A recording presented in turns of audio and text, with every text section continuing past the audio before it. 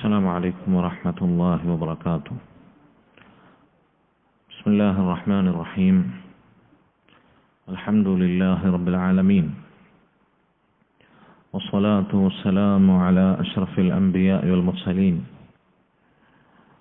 نبينا محمد وعلى آله وصحبه أجمعين. اللهم علمنا ما ينفعنا وانفعنا بما علمتنا وزدنا علما.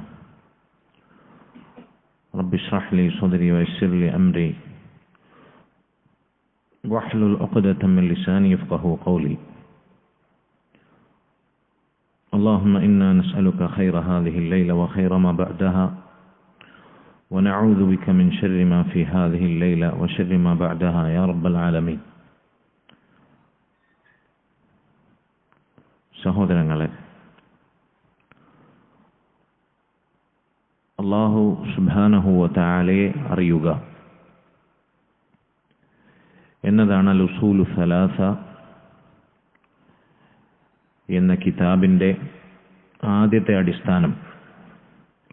3 അടിസ്ഥാനങ്ങൾ എന്നതാണല്ലോ അൽ-ഉസൂലു സലാസ എന്നതിൻ്റെ അർത്ഥം. അതിലൊന്നാമത്തെ അടിസ്ഥാനം അള്ളാഹുവിനെ അറിയുക എന്നതാണ്. അള്ളാഹുവിനെ അറിയാൻ, അള്ളാഹുവിനെ നമുക്ക് മനസ്സിലാക്കാൻ സാധിക്കുന്ന തെളിവുകൾ 4 രൂപത്തിലുണ്ട് എന്ന് നമ്മൾ വിശദീകരിച്ചു. ഒന്നാമത്തേത് എന്താണ്? ദലീലു ശർഈ. അല്ലാഹു സുബ്ഹാനഹു വ തആല ഖുർആനിലൂടെ നബി സല്ലല്ലാഹു അലൈഹി വസല്ലം അവിടുത്തെ സുന്നത്തിലൂടെ നമുക്ക് അറിയിച്ചു തന്നിട്ടുള്ള തെളിവുകൾ. രണ്ടാമത്തേത് ദലീലുൽ ഫിത്രി. നമ്മുടെ ശുദ്ധപ്രകൃതി, ഒരു മനുഷ്യന്റെ കേടുവരാത്ത ശുദ്ധപ്രകൃതി, അത് അല്ലാഹു ഉണ്ട് എന്ന് അംഗീകരിക്കാനും അല്ലാഹുവിനെ കണ്ടെത്താനും അവനെ സഹായിക്കുന്നതാണ്. ഈ 2 തെളിവുകളാണ് നമ്മൾ കഴിഞ്ഞ ദിവസം സൂചിപ്പിച്ചത്. സഹോദരങ്ങളെ, ഇവിടെ അല്ലാഹു സുബ്ഹാനഹു വ തആലയെ നിഷേധിക്കുന്ന, ഈ പ്രപഞ്ചത്തിനൊരു സ്രഷ്ടാവുണ്ട്, എല്ലാം നിയന്ത്രിക്കുന്ന ഒരു ശക്തിയുണ്ട് എന്ന യാഥാർത്ഥ്യത്തെ നിഷേധിക്കുന്ന ആളുകൾ, അവർ യഥാർത്ഥത്തിൽ അവരുടെ ശുദ്ധ പ്രകൃതിയെയാണ് എതിർക്കുന്നത് എന്ന് നമ്മൾ പറഞ്ഞു. ഇവിടെ ഇക്കാലഘട്ടത്തിൽ അല്ലാഹു ഇല്ല, ഈ പ്രപഞ്ചത്തിനൊരു സൃഷ്ടാവില്ല എന്ന് പറയുന്ന ആളുകൾ, ധാരാളമായി നിരീശ്വരവാദികൾ, നിർമ്മതവാദികൾ നമ്മുടെ സമൂഹത്തിൽ പ്രത്യക്ഷപ്പെടുന്നു. പല മുസ്ലിം നാമധാരികളും എക്സ് മുസ്ലിംസ് എന്ന് പേര് വെച്ച് ഇസ്ലാം വിട്ട് ഈ ജാതി നിരീശ്വരവാദ പ്രസ്ഥാനങ്ങളിലേക്ക് ചേക്കേറുന്നു. പല ചെറുപ്പക്കാരും, യുവാക്കളും വിദ്യാർത്ഥികളും അവർ പറയുന്നതിൽ ശരിയുണ്ടല്ലോ, അവർ പറയുന്നത് കാര്യമാണല്ലോ എന്ന സംശയദൃഷ്ടിയാൽ ചോദിക്കുന്നു. യഥാർത്ഥത്തിൽ ഈ വിഷയത്തിൽ പണ്ഡിതന്മാർ നിർദ്ദേശിക്കുന്ന ചില പരിഹാര മാർഗങ്ങളുണ്ട്, ചില ശർഈയായ ചികിത്സാമുറകളുണ്ട്. അതിനെക്കുറിച്ചാണ് ഞാൻ ആദ്യം പറയാൻ ഉദ്ദേശിക്കുന്നത്. അതായത്, അല്ലാഹു സുബ്ഹാനഹു വ തആല അവനുണ്ടോ? ഈ പ്രപഞ്ചത്തിനൊരു സൃഷ്ടാവുണ്ടോ? ഇതെല്ലാം അല്ലാഹു പടച്ചതാണോ എന്ന സംശയം, അല്ലാഹു ഉണ്ടോ എന്ന വിഷയത്തിലുള്ള സംശയം, യഥാർത്ഥത്തിൽ അത് ആരുണ്ടാക്കുന്നതാണ്? ഒന്നാമതായി നമ്മൾ മനസ്സിലാക്കുക, ഇത് പൈശാചികമാണ്. ഈ ചിന്തയും ഇത്തരം സംശയങ്ങളും ഇങ്ങനെയുള്ള ചോദ്യങ്ങളും തീർത്തും പൈശാചികമാണ്. അത് നബി സല്ലല്ലാഹു അലൈഹി വസല്ലം അറിയിച്ചതാണ്. നേർബുദ്ധിയുള്ള ശുദ്ധപ്രകൃതിയിലുള്ള ഒരാൾക്കും ആ ചോദ്യം ചോദിക്കാൻ സാധിക്കില്ല. എന്തുകൊണ്ടാണ് ആളുകൾ ഇക്കാലഘട്ടത്തിൽ ഇത് ചോദിക്കുന്നത്? ആളുകളുടെ ബുദ്ധി കേടുവന്നു, ആളുകളുടെ ഫിത്രത്ത് നശിപ്പിക്കപ്പെട്ടു. ശൈത്താൻ ഉണ്ടാക്കുന്ന ഇത്തരത്തിലുള്ള ചിന്തകളും ശുഭഹത്തുകളും അത് പേറി അതും കൊണ്ട് നടക്കുന്ന മനുഷ്യന്മാരുടെ കൂട്ടത്തിലെ ശൈത്താന്മാരെ സംസാരങ്ങൾ അവർ കേൾക്കുന്നു. അത്തരത്തിൽ നിരീശ്വരവാദവും നിർമ്മതവാദവും പറയുന്ന ആളുകളുടെ തോന്നിവാസങ്ങൾ, ഹവകൾ ആളുകൾ കേൾക്കുന്നു. ഇന്നത് കേൾക്കാനും പ്രചരിപ്പിക്കാനും നമ്മുടെ വിരൽത്തുമ്പ് കൊണ്ട് സാധിക്കും, സ്മാർട്ട് ഫോണിലൂടെ, ഇന്റർനെറ്റിലൂടെ. അതുകൊണ്ട് ആളുകളുടെ നേരായ ബുദ്ധി കേടുവന്നു. അതുകൊണ്ടാണ് മുൻകാലത്തില്ലാത്ത വിധം ഇക്കാലഘട്ടത്തിൽ നിരീശ്വരവാദം തഴച്ചു വളരുന്നത്. മുൻപ് എന്തേ സമൂഹത്തിൽ ഇതില്ലാതിരുന്നത്? ഇങ്ങനൊരു പ്രസ്ഥാനമോ ഇങ്ങനൊരു ആദർശമോ സമൂഹത്തിലില്ലായിരുന്നു. പല ജാതി ആദർശവും ആശയങ്ങളും സംഘടനയും കൂട്ടായ്മയൊക്കെ പഴയ കാലത്തുണ്ടായിരുന്നു. പക്ഷേ ഇങ്ങനൊരു പ്രസ്ഥാനം ഈ അടുത്ത കാലത്താണ് രംഗപ്രവേശം ചെയ്തത്. എന്തുകൊണ്ടാണ്? നേരായ ബുദ്ധിക്കെതിരാണ് ഈ സംഗതി എന്നതുകൊണ്ടാണ്. അപ്പൊ ഒന്നാമതായി മനസ്സിലാക്കേണ്ടത്, ഈ ചോദ്യവും വസ്വാസുമെല്ലാം ശൈത്താൻ ഉണ്ടാക്കുന്നതാണ്. നബി സല്ലല്ലാഹു അലൈഹി വസല്ലം പറയുകയുണ്ടായി, നിങ്ങളിൽ ഒരാളുടെ അടുത്ത് ശൈത്താൻ വരും, ഫയഖൂലു ഹാദാ ഖലഖഹുല്ലാഹ്, എന്നിട്ട് പറയുക ഇതൊക്കെ അള്ളാഹു സൃഷ്ടിച്ചതാണ്. ഫമൻ ഖലഖല്ലാഹ്, അള്ളാഹുവിനെ ആരാണ് സൃഷ്ടിച്ചത്? ഇങ്ങനെ ശൈത്താൻ നിങ്ങളോട് വന്ന് ചോദിക്കും. അള്ളാഹുവിന്റെ റസൂൽ സല്ലല്ലാഹു അലൈഹി വസല്ലം നിരീശ്വരവാദം പിൽക്കാലത്ത് മുസ്ലിം ഉമ്മത്തിലേക്ക് കടന്നു വരും, അതിനുള്ള പരിഹാരം എന്താണെന്ന് ഹദീസുകളോട് നിർദ്ദേശിച്ചിട്ടുണ്ട്. ശൈത്താൻ നിങ്ങളോട് ചോദിക്കും, ഇതൊക്കെ അള്ളാഹ് പടച്ചതാണെങ്കിൽ ശരി, അള്ളാഹു അല്ലാത്ത എല്ലാം ലോകമാണല്ലോ, അതിനെല്ലാം അള്ളാഹുവാണ് പടച്ചത്, അള്ളാഹുവിനെ ആര് പടച്ചു? അള്ളാഹുവിനെ ആര് സൃഷ്ടിച്ചു എന്ന് ശൈത്താൻ ചോദിക്കും. സഹോദരങ്ങളെ, അതുകൊണ്ട് ഈ ചോദ്യം പൈശാചികമാണ്. രണ്ടാമതായി നമ്മൾ മനസ്സിലാക്കേണ്ടത്, ശൈത്താൻ ഉണ്ടാക്കുന്ന ഈ വസ്വാസ്, അതല്ലെങ്കിൽ ഈ ചോദ്യം, ഈ ആശയക്കുഴപ്പം, ഈ സംശയം, ഇത് നമ്മൾ എങ്ങനെ പരിഹരിക്കേണ്ടത്? നമ്മുടെ ബുദ്ധി കൊണ്ടാണോ? നമ്മുടെ ചിന്ത കൊണ്ടാണോ? നമ്മുടെ ഗവേഷണം കൊണ്ടാണോ? നമ്മുടെ കണ്ടെത്തലുകൾ കൊണ്ടാണോ? നമ്മൾ പടച്ചുണ്ടാക്കിയ തിയറികൾ കൊണ്ടാണോ? നമ്മൾ പടച്ചുണ്ടാക്കിയ സിദ്ധാന്തങ്ങൾ കൊണ്ടാണോ? ഒരിക്കലുമല്ല. ശൈത്താനെയും നമ്മളെയും പടച്ച റബ്ബുണ്ട്. ആ റബ്ബ് നമ്മിലേക്ക് നിയോഗിച്ച റസൂലുണ്ട് സല്ലല്ലാഹു അലൈഹി വസല്ലം. ദീനുണ്ട്. ദീൻ ഇതിനുള്ള പരിഹാരം നമുക്ക് നിർദ്ദേശിച്ചു തന്നിട്ടുണ്ട്. അല്ലാഹു സുബ്ഹാനഹു വ തആലയിലേക്ക് മടങ്ങുകയല്ലാതെ അതിന് പരിഹാരമില്ല. അല്ലാഹു ഉണ്ടോ എന്ന ചോദ്യം, ഇത്തരത്തിലുള്ള വസ്വാസ് ശൈത്താൻ നമ്മുടെ മനസ്സിൽ ഉണ്ടാക്കി തരുമ്പോൾ അല്ലാഹുവിലേക്ക് നമ്മൾ കൂടുതൽ അടുക്കുകയാണ് വേണ്ടത്, അല്ലാഹു നകലുകയല്ല വേണ്ടത്. ആ ഈ പൈശാചികതയെ പരിഹരിക്കാൻ നമ്മൾ റബ്ബിലേക്ക് കൂടുതൽ അടുക്കുകയാണ് വേണ്ടത്. റസൂലുള്ളാഹി സ്വല്ലല്ലാഹു അലൈഹി വസല്ലം മഹാനായ സ്വഹാബി അൽ ഹാരിസുൽ അശ്അരി റളിയല്ലാഹു അൻഹു നിവേദനം ചെയ്യുന്ന സ്വഹീഹായ ഒരു ഹദീസിൽ പറഞ്ഞു, وكذلك الإنسان لا يحرز نفسه من الشيطان إلا بذكر الله. ശൈത്താൻ മനുഷ്യനെ പിഴപ്പിക്കുമ്പോൾ, ശൈത്താൻ മനുഷ്യനെ ദുർബോധനം ചെയ്യുമ്പോൾ, അവൻ സ്വന്തം നഫ്സിനെ സംരക്ഷിക്കാൻ, ശൈത്താനിൽ നിന്ന് സംരക്ഷിക്കാൻ അല്ലാഹു സുബ്ഹാനഹു വ തആലയുടെ ദിക്ർ കൊണ്ടല്ലാതെ അവന് സാധിക്കുകയില്ല. അല്ലാഹുവിനെ കുറിച്ചുള്ള സ്മരണ കൊണ്ടല്ലാതെ ശൈത്താനിൽ നിന്നുള്ള സംരക്ഷണം ഒരു മുസ്ലിമിന് സാധ്യമേ അല്ല. അതുകൊണ്ട് അതിനെ നോക്കൂ നിങ്ങൾ. ഒരു മുസ്ലിം നേരം വെളുത്തെഴുന്നേറ്റത് മുതൽ, അവൻ ഉറക്കമുണർന്നത് മുതൽ, വൈകുന്നേരം കിടക്കപ്പായിലേക്ക് പ്രവേശിക്കുന്നത് വരെയുള്ള അവന്റെ നിത്യജീവിതത്തിലെ നിമിഷാർദ്ധങ്ങൾ, ഓരോ സന്ദർഭങ്ങളും ഓരോ സാഹചര്യങ്ങളും എത്ര ദിക്റുകളാണുള്ളത്, എത്ര ദുആകളാണുള്ളത്. ഒന്ന് നിങ്ങൾ കണക്കെടുത്തു നോക്കൂ. ഉറക്കത്തിൽ നിന്ന് എഴുന്നേൽക്കുന്ന ദുആ ചൊല്ലിയിട്ടാണ്. നമ്മളത് മുൻപ് വിശദീകരിച്ചതാണ്. അൽഹംദുലില്ലാഹില്ലദീ അഹ്യാനാ ബഅദമാ അമാതനാ വഇലൈഹി നുശൂർ. പിന്നീട് അവൻ പ്രാഥമിക ആവശ്യങ്ങൾക്ക് വേണ്ടി ശുചിമുറിയിലേക്ക് പ്രവേശിക്കുന്നു. അല്ലാഹുമ്മ ഇന്നി അഊദു ബിക മിനൽ ഖുബുസി വൽ ഖബാഇസ്. അവിടുന്ന് പുറത്തിറങ്ങി വരുന്നു. ഗുഫ്രാനക്. പ്രാഥമിക ആവശ്യങ്ങൾ നിർവഹിച്ച് മലമൂത്ര വിസർജനം നടത്തി. എന്തിനാണ് ഗുഫ്രാനക് എന്ന് നമ്മൾ ദുആ ചെയ്യുന്നത്? എന്താണ് ഗുഫ്രാനക്കിന്റെ അർത്ഥം? അല്ലാഹു, നിന്നോട് ഞാൻ പൊറുക്കലിനെ തേടുന്നു. എന്താണ് അതിന്റെ രഹസ്യം? എന്തിനാണ് ടോയ്ലറ്റിൽ കയറി ഇറങ്ങിയിട്ട് ഗുഫ്രാനക് എന്ന് ചോദിച്ചത്? നബി സല്ലല്ലാഹു അലൈഹി വസല്ലം പഠിപ്പിക്കുന്നു. റസൂലുള്ളാഹി സ്വല്ലല്ലാഹു അലൈഹി വസല്ലമാണ് ഇത് ആദ്യം നമുക്ക് പ്രാർത്ഥിച്ച് കാണിച്ചു തന്നത്. നബി സല്ലല്ലാഹു അലൈഹി വസല്ലം സദാസമയം അല്ലാഹുവിനെ ദിക്ർ ചെയ്യുന്ന ആളായിരുന്നു. ടോയ്ലറ്റിൽ കയറി കഴിഞ്ഞാൽ പിന്നെ ദിക്റില്ല. ഉണ്ടോ? അള്ളാഹിന്റെ പേര് പറയൽ യോജിക്കുകയില്ല, അല്ലാഹുവിനെ ദിക്ർ ചെയ്യൽ യോജിക്കില്ല. അതുകൊണ്ട് ടോയ്ലറ്റിലേക്ക് കയറുമ്പോഴത് എപ്പോഴാണ് ചൊല്ലേണ്ടത്? ടോയ്ലറ്റ് കയറി കഴിഞ്ഞിട്ടല്ല, കയറുന്നതിന് മുമ്പാണ് ചൊല്ലേണ്ടത്.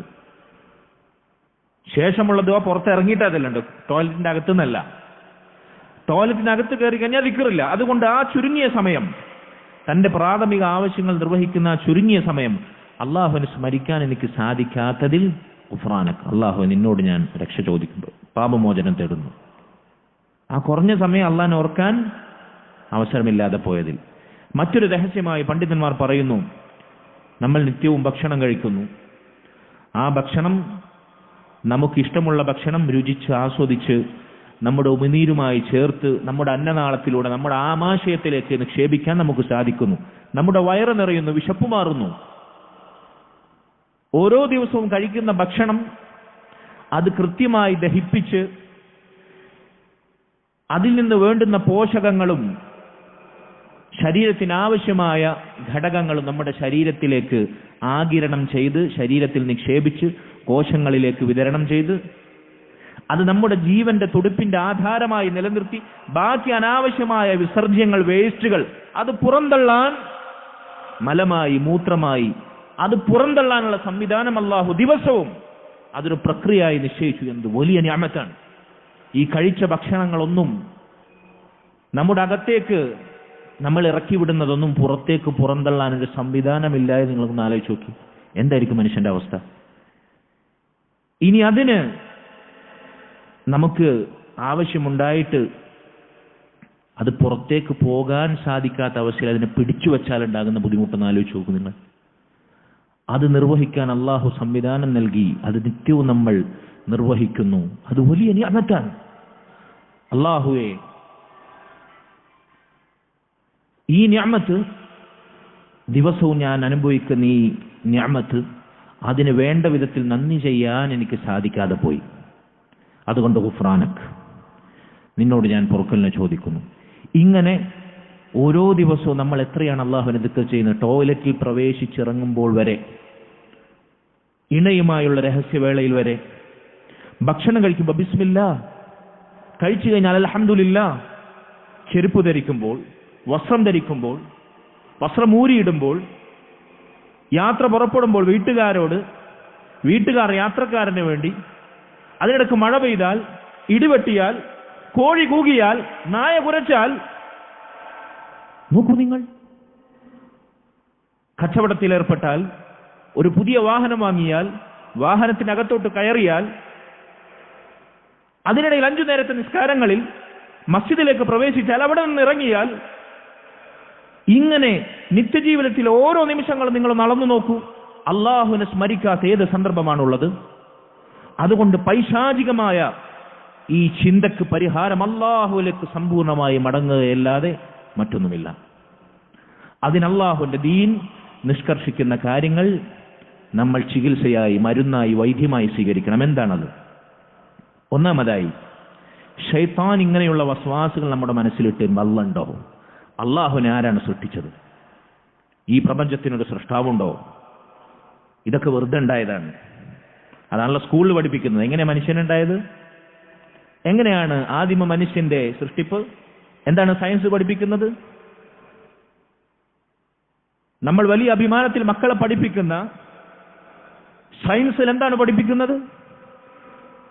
കുരങ്ങന്റെ വാല് മുറിഞ്ഞു പോയിട്ടാണ് മനുഷ്യനുണ്ടായത് പോലും.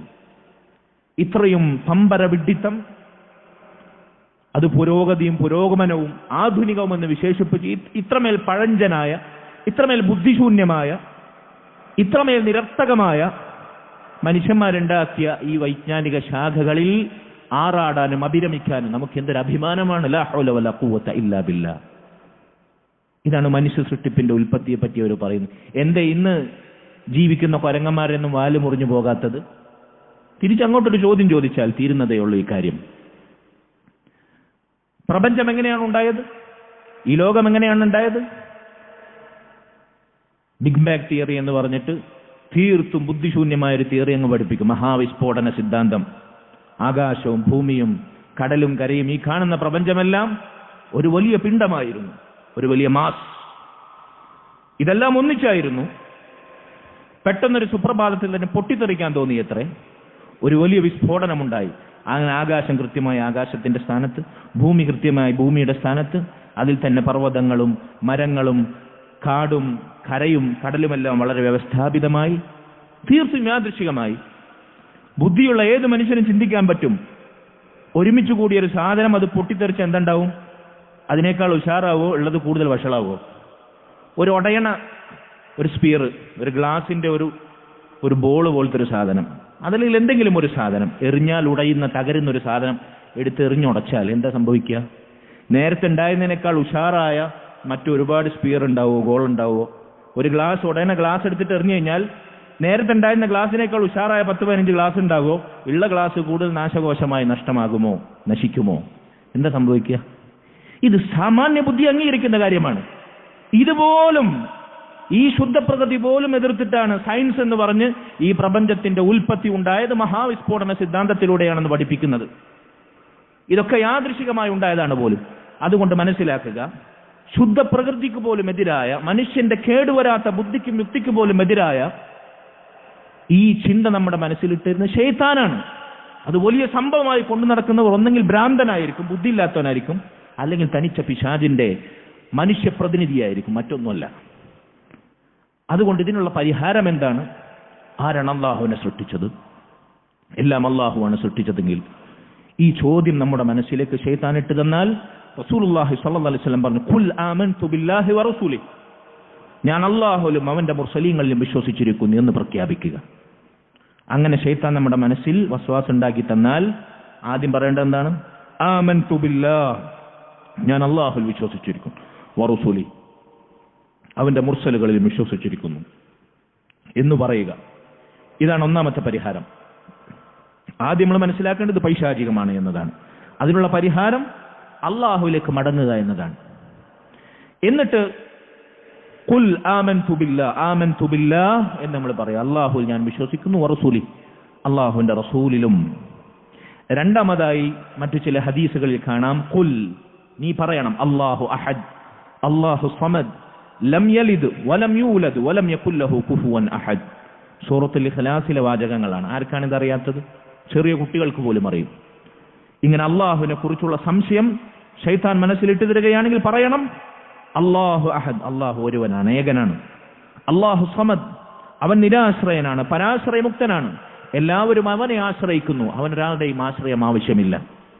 ലം യലിദ് വലം യൂലദ്, അവൻ ജനിച്ചിട്ടില്ല, സലാമത്തുള്ള, അവൻ ആർക്കും ജന്മം നൽകിയിട്ടുമില്ല, അവൻ ആരുടെ സന്താനവുമല്ല, അവന്റെ സന്താനവുമില്ല. ലം യലിദ് വലം യൂലദ് വലം യകുൽ ലഹു കുഫുവൻ അഹദ്, അവന് തുല്യനായി സമനായി ആരാളുമില്ല എന്ന് പ്രഖ്യാപിക്കുക. ഇതാണ് രണ്ടാമത്തെ ദുആ. ഒന്നാമത്തേത് ആമൻതു ബില്ലാഹി വറസൂലി, രണ്ടാമത്തേത് അല്ലാഹു അഹദ്, അല്ലാഹു സമദ്, ലം യലിദ് വലം യൂലദ് വലം യകുൽ ലഹു കുഫുവൻ അഹദ്. മൂന്നാമത്തേത് റസൂലുള്ളാഹി സ്വല്ലല്ലാഹു അലൈഹി വസല്ലം പറഞ്ഞു, നിന്റെ ഇടതുഭാഗത്തേക്ക് 3 തവണ നീ നഫസ് ചെയ്യുക. എന്താണ് നഫസ് എന്ന് പറഞ്ഞാൽ? നമ്മൾ തുപ്പുനീര് കൊണ്ട് തുപ്പുന്നതിനും ഊതുന്നതിനും ഇടയിലുള്ള ഒരു തരം തുപ്പലാണ്, അല്ലെങ്കിൽ ഊത്താണ് നഫസ് എന്ന് പറഞ്ഞാൽ. തുപ്പൽ ശരിക്കും നമ്മുടെ തുപ്പൽ ഉമിനീര് പുറത്തേക്ക് വിടുക. ഊത്ത് എന്ന് പറഞ്ഞാൽ തുപ്പലില്ലാതെ ഊതുക. മറ്റത് തനിയായ തുപ്പൽ. ഇതിന്റെ രണ്ടിന്റെ ഇടയിൽ എങ്ങനെയാണ്? തുപ്പുനീര് പുറത്തേക്ക് ശരിയായി പുറത്തു പോയിട്ടില്ല, എന്നാൽ അത് ഊത്തുമല്ല. ഇതിന് രണ്ടിനും ഇടയിലുള്ളതിനാണ് നഫ്സ് എന്ന് പറയാം. ഇങ്ങനെ 3 തവണ ഇടത്തേക്ക്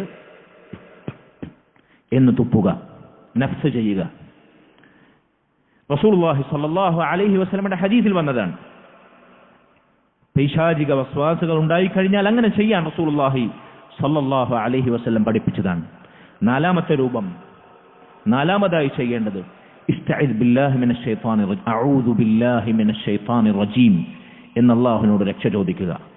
ശപിക്കപ്പെട്ട, അള്ളാഹുവിന്റെ കാരുണ്യത്തിൽ നകറ്റപ്പെട്ട ശൈത്താനിൽ നിന്ന് ഞാൻ അള്ളാഹുവിനോട് രക്ഷ ചോദിക്കുന്നു എന്ന് ഇസ്തിആദ ചെയ്യുക.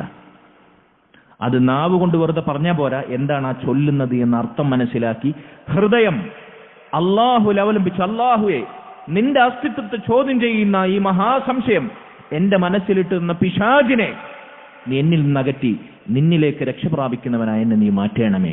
അഊദു ബില്ലാഹി മിനശ് ശൈത്വാനിർ റജീം, നിന്നോട് ഞാൻ കാവൽ ചോദിക്കുന്നു എന്ന് ഖൽബ് തൊട്ട് നാവ് കൊണ്ട് പ്രഖ്യാപിക്കണം. ഇതാണ് ശൈത്താൻ ഇങ്ങനെയുള്ള വസ്വാസ് ഉണ്ടാക്കി കഴിഞ്ഞാൽ നമ്മൾ ചെയ്യേണ്ടുന്ന, അതിനെ ചികിത്സിക്കേണ്ടുന്ന രൂപം. ഒന്ന്, ആദ്യം അടിസ്ഥാനപരമായി അത് പൈശാചികമാണെന്ന് മനസ്സിലാക്കുക. അള്ളാഹുലേക്ക് മടങ്ങിയാൽ അതിന് പരിഹാരമുള്ളെന്ന് മനസ്സിലാക്കുക. ഉള്ള ദീന് കൈയും വിട്ട് തോന്നിയതുപോലെ ജീവിക്കലല്ല അതിനുള്ള പരിഹാരം. ദീനിലേക്ക് കൂടുതൽ ആഴത്തിൽ പഠിച്ചു മനസ്സിലാക്കി മടങ്ങുക എന്നുള്ളതാണ് അതിനുള്ള പരിഹാരം. ആമൻതു ബില്ലാഹി വറസൂലിഹി എന്ന് പ്രഖ്യാപിക്കുക. അല്ലാഹു അഹദ് അല്ലാഹു സമദ് ലം യലിദ് വലം യൂലദ് വലം യകുൽ ലഹു കുഫുവൻ അഹദ് എന്ന സൂറത്തുൽ ഇഖ്ലാസിലെ വാചകങ്ങൾ അർത്ഥമറിഞ്ഞ് ഉരുവിടുക. ഇടതുഭാഗത്തേക്ക് 3 തവണ അല്പം തുപ്പുനീര് കലർത്തി ഊതുക. അഊദു ബില്ലാഹി മിനശ് ശൈത്താനിർ റജീം എന്ന് അർത്ഥമറിഞ്ഞ് അള്ളാഹുവിനോട് രക്ഷ ചോദിക്കുക. ഖൽബിൽ തട്ടി അള്ളാഹുവിനോട് ദുആ ചെയ്യുക.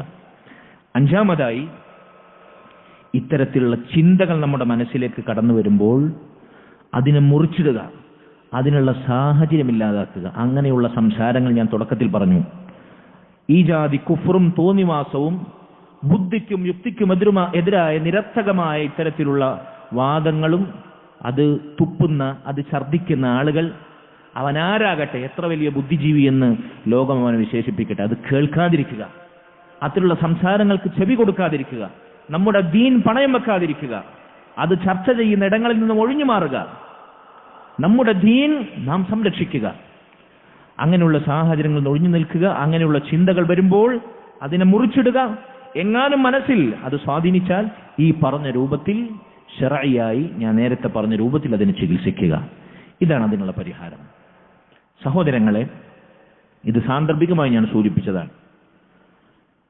ഇനി അല്ലാഹു സുബ്ഹാനഹു വ തആല അവനുണ്ട് എന്നറിയിക്കുന്ന, അവന്റെ റുബൂബിയ്യത്തിനെ അറിയിക്കുന്ന തെളിവുകളുടെ 3-മത്തെ രൂപം അദ്ദലീലുൽ അഖ്ലി. 2 രൂപത്തിലുള്ള തെളിവ് നമ്മൾ വിശദീകരിച്ചത്. അദ്ദലീലുൽ ശർഈ, 2 അദ്ദലീലുൽ ഫിത്രി. 3-മതായി അദ്ദലീലുൽ അഖ്ലി, ബുദ്ധിപരമായ തെളിവുകളാണ്. അത് പരിശുദ്ധ ഖുർആനിൽ തന്നെ ധാരാളം നമുക്ക് കാണാൻ സാധിക്കും. അല്ലാഹു ഉണ്ട്, അവനാണ് ഈ പ്രപഞ്ചത്തിന്റെ സൃഷ്ടാവ്, അവനാണ് നമ്മുടെ ഉടമസ്ഥൻ, അവനാണ് നമ്മുടെ റബ്ബ്, അവനാണ് നമ്മുടെ ഖാലിഖ്, മാലിക്, മുദബ്ബിർ. ഇതറിയിക്കുന്ന ബുദ്ധിപരമായ തെളിവുകൾ പരിശുദ്ധ ഖുർആനിലെമ്പാടുമുണ്ട്.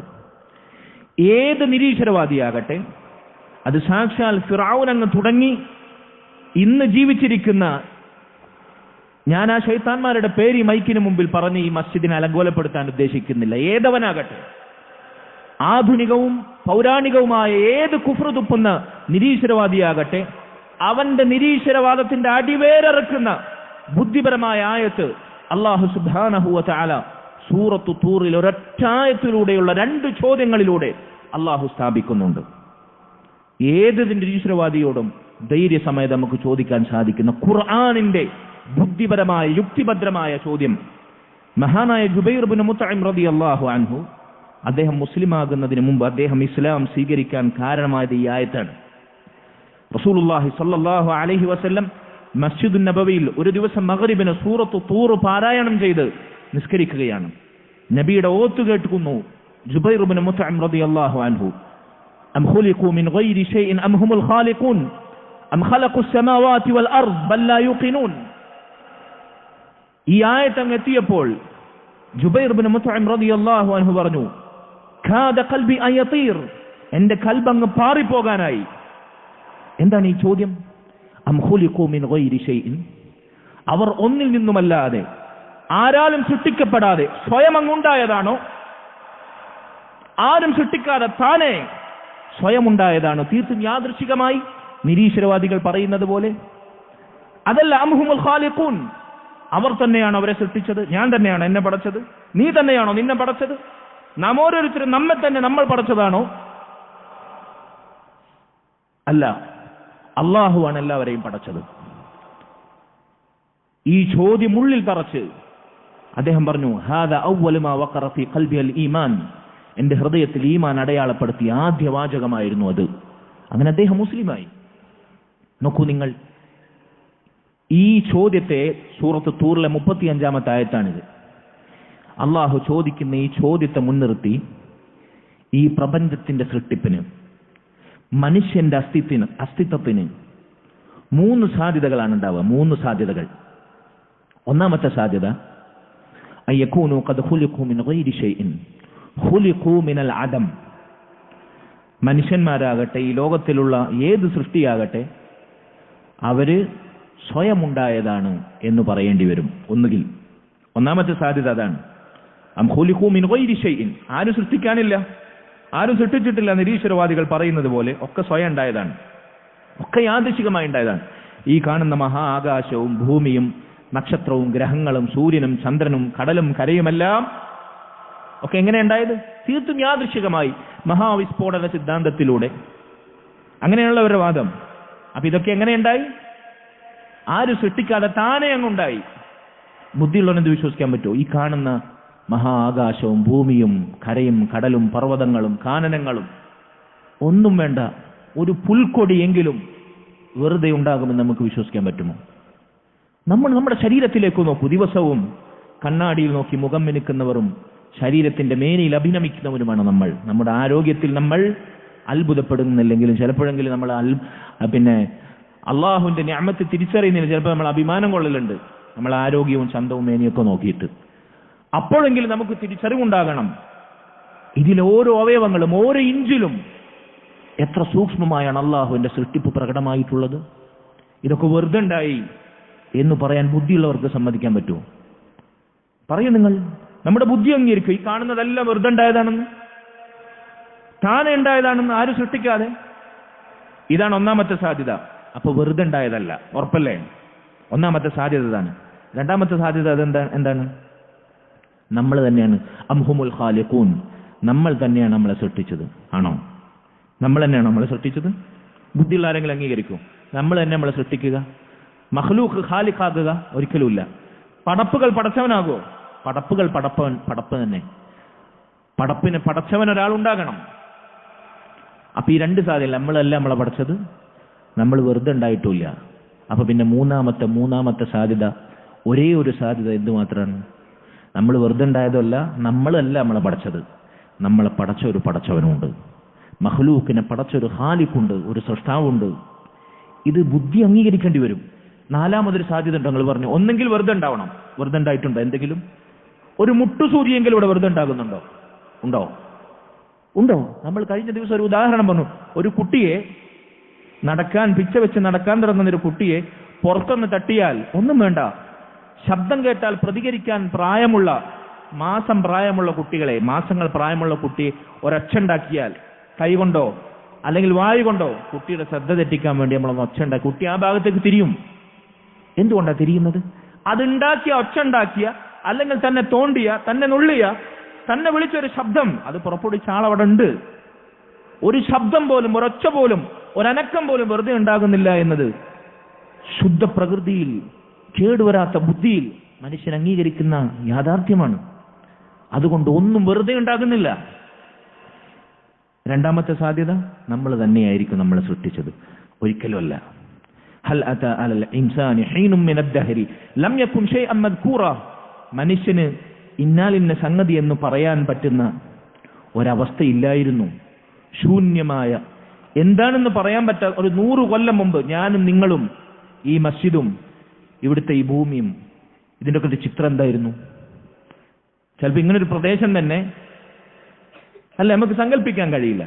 ഒരു 100 വർഷം മുമ്പ് ഈ കാണുന്നതൊക്കെ എവിടെയായിരുന്നു? പറ നിങ്ങൾ. ഇതൊക്കെ താനുണ്ടായതാണോ? 100 വർഷത്തിന് മുമ്പുണ്ടായിരുന്ന അവസ്ഥയിൽ നിന്ന് ഈ രൂപത്തിലേക്ക് 100 വർഷങ്ങൾക്ക് ശേഷം ഇന്ന് നമ്മൾ എത്തി നിൽക്കുന്ന ഈ അവസ്ഥയിലേക്ക് ഈ ഭൗതിക സംവിധാനങ്ങളും ഈ ഭൗമശാസ്ത്രവും എല്ലാം വളർന്നത് താനെയാണോ? പറയുങ്ങൾ. നമ്മളാണോ നമ്മളെ സൃഷ്ടിച്ചത്? നമ്മൾ ഓരോരുത്തരും നമ്മളെ സൃഷ്ടിച്ചതാണോ? അല്ലെങ്കിൽ നമ്മളെ വാപ്പയും ഉമ്മയും നമ്മളെ സൃഷ്ടിച്ചതാണോ? ഒരിക്കലുമല്ല. പിന്നെന്താണ് മൂന്നാമത്തെ സാധ്യത? ബുദ്ധി അംഗീകരിക്കുന്ന സാധ്യത. നമ്മളെ സൃഷ്ടിച്ചൊരു സൃഷ്ടാവുണ്ട്, ഖാലിഖുണ്ട്, അവൻ അല്ലാഹുവാണ്, റബ്ബ് സുബ്ഹാനഹു വ തആല അവൻ മാത്രമാണ്. നാലാമതൊരു സാധ്യതക്ക് വകുപ്പില്ല. ഉണ്ടോ? ഇല്ല. അല്ലാഹു ഉണ്ട് എന്ന് സ്ഥാപിക്കുന്ന ബുദ്ധിപരമായ മനോഹരമായ തെളിവാണിത്. സഹോദരങ്ങളെ, അല്ലാഹു സുബ്ഹാനഹു വ തആല അവന്റെ അസ്തിത്വത്തെ, അവനുണ്ട്, അവൻ നമ്മുടെ റബ്ബാണ്, നമ്മുടെ ഖാലിഖാണ്, നമ്മുടെ മാലിക്കാണ്, അവൻ മാത്രമാണത് എന്ന് സ്ഥാപിക്കാൻ അതിൻ്റെ ബുദ്ധിപരമായ തെളിവുകൾ പണ്ഡിതന്മാർ 4 രൂപത്തിൽ അതിൻ്റെ വൈവിധ്യങ്ങളെ വിശദീകരിച്ചിട്ടുണ്ട്. 4 രൂപത്തിൽ.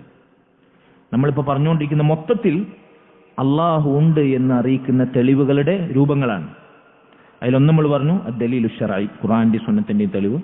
2 ദലീലുൽ ഫിത്രി, മനുഷ്യന്റെ ശുദ്ധ പ്രകൃതി അംഗീകരിക്കുന്ന തെളിവ്. 3 ദലീലുൽ അഖ്ലി, നമ്മുടെ ബുദ്ധി അംഗീകരിക്കുന്ന തെളിവ്. നമ്മുടെ ബുദ്ധി അംഗീകരിക്കുന്ന തെളിവുകൾ തന്നെ അതിന് 4 രൂപത്തിലുള്ള വൈവിധ്യങ്ങളുണ്ട്. ഞാൻ പറഞ്ഞാൽ നിങ്ങൾക്ക് മനസ്സിലാകും. ഒന്നാമതായി പണ്ഡിതന്മാർ പറയുന്നു ദലാലത്തുൽ ഇഖ്തിറാ. അല്ലാഹു സുബ്ഹാനഹു വ തആല ഒരു മുൻമാതൃകയില്ലാതെ ശുദ്ധ ശൂന്യതയിൽ നിന്ന് നമ്മളെ സൃഷ്ടിച്ചു.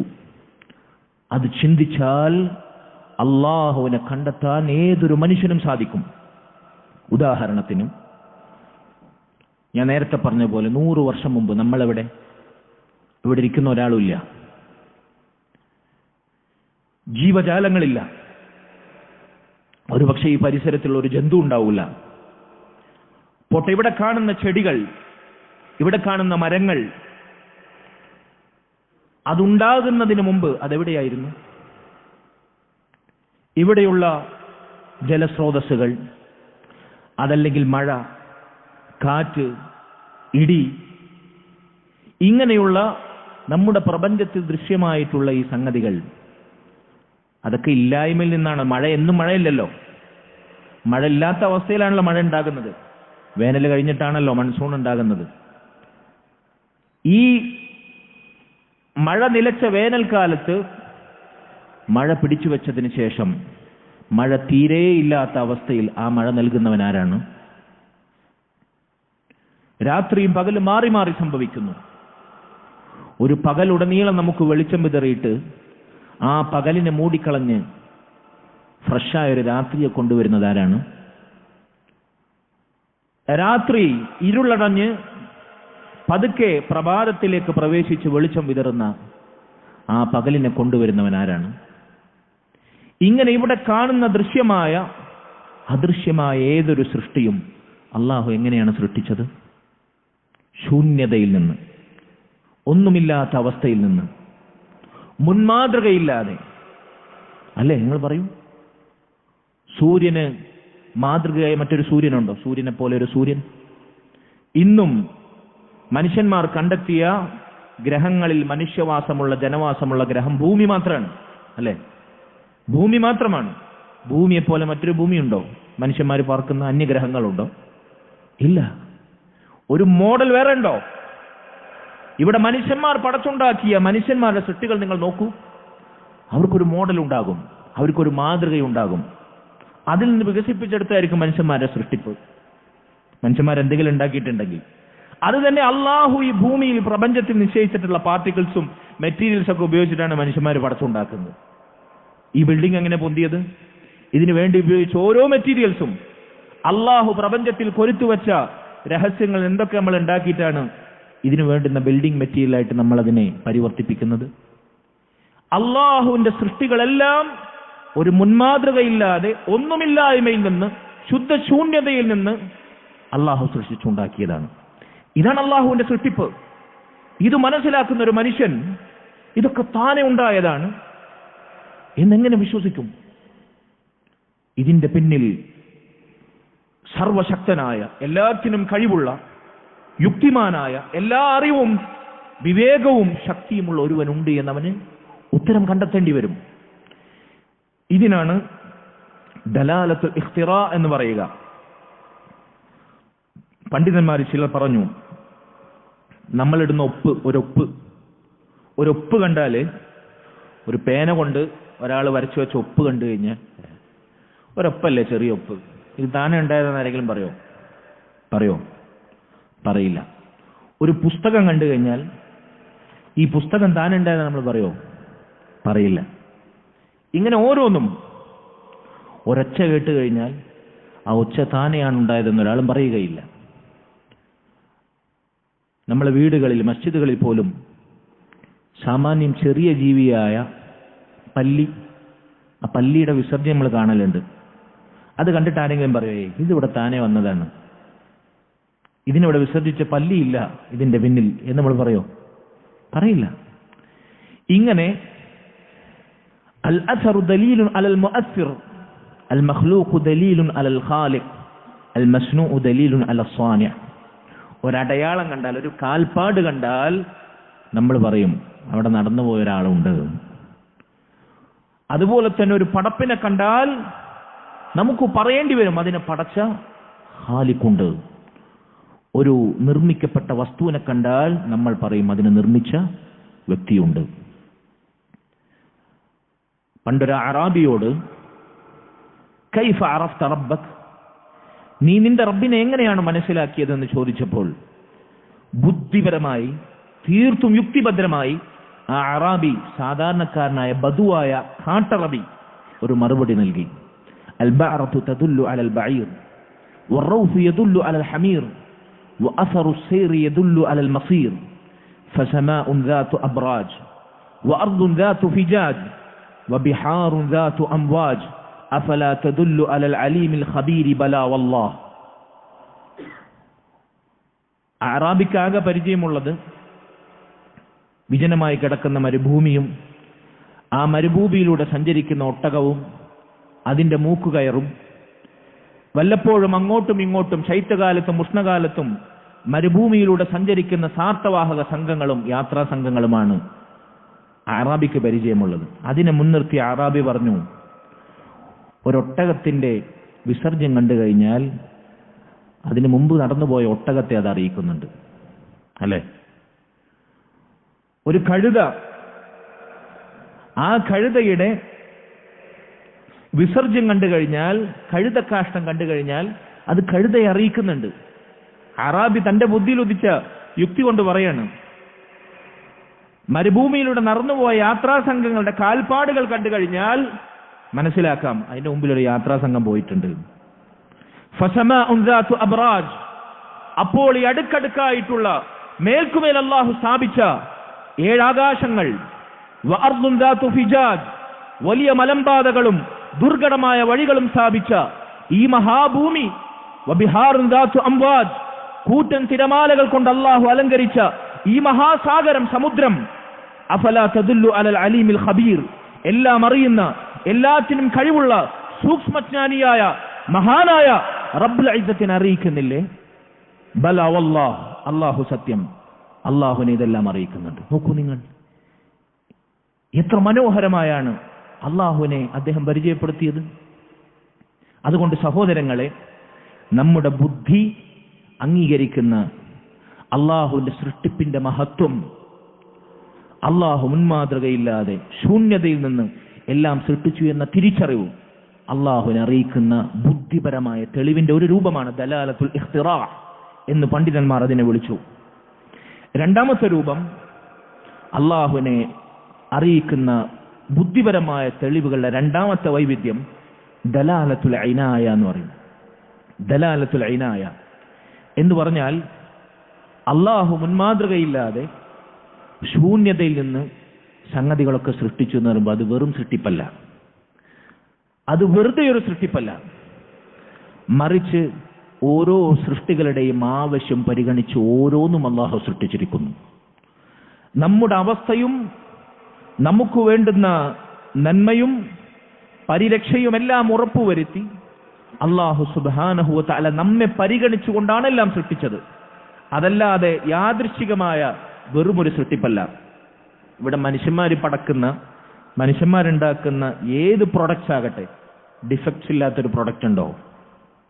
മാനുഫാക്ചറിങ് ഡിഫക്റ്റ് ഉണ്ടാവും, ടെക്നിക്കൽ എറർ വേറെ ഉണ്ടാവും, അല്ലേ? മനുഷ്യന്മാരാദ്യമായി ഉണ്ടാക്കിയ വാഹനം, ഇന്ധനം കത്തിച്ചോടുന്ന ഒരു വാഹനം, അത് തന്നെയാണ് ഇന്ന് നിലനിൽക്കുന്നത് ആണോ? അതുപോലെ തന്നെ മനുഷ്യന്മാർ ആദ്യമുണ്ടാക്കിയ ഫ്ലൈറ്റ്, അതാണോ ഇന്നത്തെ ഫ്ലൈറ്റ്? മനുഷ്യന്മാർ ആദ്യകാലത്ത് ഉണ്ടാക്കിയ വീട്, അതാണ് ഇന്നത്തെ വീട്?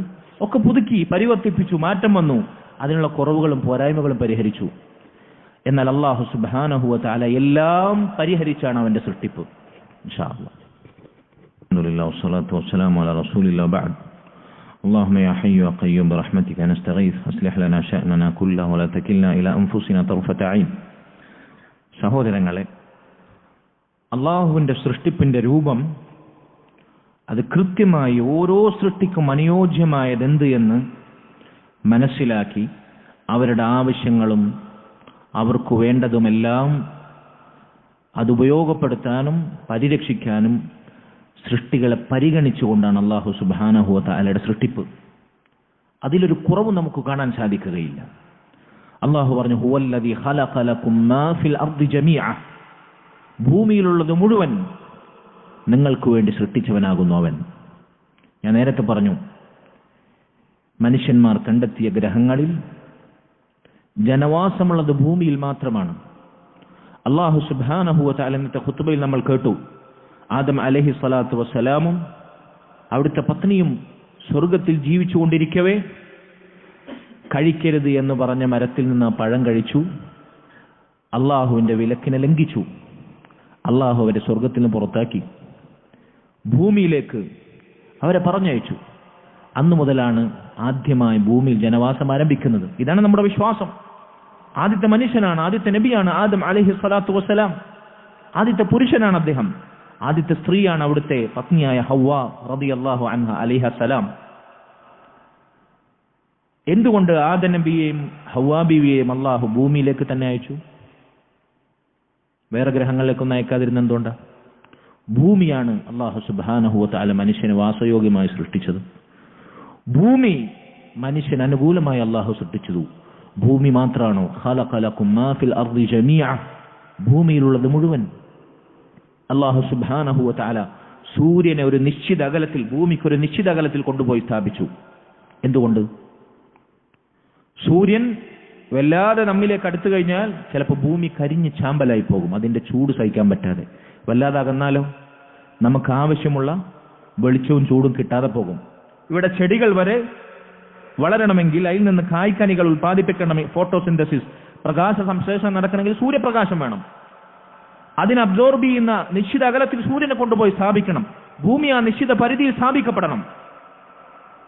ഭൂമിയിൽ മനുഷ്യവാസത്തിനും മനുഷ്യനെ ഭുജിക്കാനുള്ള സസ്യലതാദികൾ, കൃഷിയിടങ്ങൾ, അത് ഫലഭൂയിഷ്ടമായി വളരാനും നിലനിൽക്കാനുമായ പരിതസ്ഥിതിയിൽ അല്ലാഹു സൂര്യനെ കൊണ്ടുപോയി സ്ഥാപിച്ചു, ഭൂമിയെ സ്ഥാപിച്ചു. ഭൂമിയിൽ അതിനനുകൂലമാക്കി. ഭൂമിക്ക് മുകളിൽ ആകാശത്തെ സ്ഥാപിച്ചു, ഭൂമിക്ക് താഴെയല്ല. എന്തിനാണ്? വഅൻസല മിനസ് സമാഇ മാഅ, മുകളിൽ ആകാശത്തു നിന്ന് ഭൂമിയിലേക്ക് അതാ മഴ വർഷിക്കുന്നു. ഭൂമിയിൽ അത് കായ്ക്കനികൾ ഉൽപ്പാദിപ്പിക്കാൻ കാരണമായ ജലപ്രവാഹം ഉണ്ടാക്കുന്നു. നോക്കൂ നിങ്ങൾ, ചന്ദ്രനെയും അല്ലാഹു സുബ്ഹാനഹു വ തആല നിശ്ചിത അകലത്തിൽ കൊണ്ടുപോയി വെച്ചു. കാരണം എന്താ? ചന്ദ്രൻ ഇല്ലായിരുന്നുവെങ്കിൽ, അള്ളാഹു ഖമർ എന്നൊരു സൃഷ്ടി നടത്തിയിട്ടില്ലായിരുന്നുവെങ്കിൽ, ചന്ദ്രൻ എന്നൊരു സൃഷ്ടിപ്പ് ഇവിടെ ഇല്ലായിരുന്നുവെങ്കിൽ രാത്രി ഉണ്ടാവോ? 24 മണിക്കൂറും പകലായാനെ. നമ്മുടെ ആവശ്യം പരിഗണിച്ചു. മനുഷ്യന് വിശ്രമിക്കാൻ രാത്രി ആവശ്യമാണ്. സൂറത്തു നബ നിങ്ങൾ വായിച്ചില്ലേ? അലം നജ്അലിൽ അർള മിഹാദ, ഭൂമിയെ നാം തൊട്ടിലാക്കിയില്ലേ? വൽ ജിബാല ഔതാദ, പർവ്വതങ്ങളെ ഭൂമിയിൽ ബലിഷ്ഠമായി ഉറച്ചു നിൽക്കുന്ന ആണികളെ പോലെയാക്കിയില്ലേ? വഖലഖനാകും അസ്വാജ, നിങ്ങളെ ആണുങ്ങൾ മാത്രമായി സൃഷ്ടിച്ചില്ല, സ്ത്രീകൾ മാത്രമായി സൃഷ്ടിച്ചില്ല, ആണും പെണ്ണുമായി ഇണകളായി സൃഷ്ടിച്ചു. സന്താനോൽപാദനം നടക്കണം, വംശവും പരമ്പരയും ഉണ്ടാകണം, ജനങ്ങൾ പെറ്റുപെരുകണം. അള്ളാഹു വെച്ച സംവിധാനമാണത്. വഖലഖനാകും അസ്വാജ, അതിന് ഇണകൾ ഉണ്ടാകണം, എതിർലിംഗങ്ങൾ ഉണ്ടാകണം. വജഅൽനാ നൗമകും സുബാത, നിങ്ങൾക്ക് ഉറക്കത്തെ അവൻ വിശ്രമമാക്കി. വജഅൽനാ ലൈല ലിബാസ, രാത്രി നിങ്ങൾക്ക് വസ്ത്രമാക്കി. രാത്രിയിൽ മനുഷ്യൻ അവന്റെ ഏകാന്തതയും പ്രൈവസിയും അടക്കി വെക്കുന്ന സാഹചര്യമാണ്. അവൻ വിശ്രമിക്കുന്ന, അവൻ ഉറങ്ങുന്ന, അവന്റെ രഹസ്യവേളകൾ പങ്കുവെക്കുന്ന ആ ഇരുട്ടിന്റെ മറവിൽ അള്ളാഹു അതിനുള്ള ഏകാന്തതയും പ്രൈവസിയും സ്വകാര്യത നമുക്ക് അനുവദിച്ചു തന്നു. പകലതുപോലെ നമുക്ക് സാധിക്കുമോ? ഇല്ല.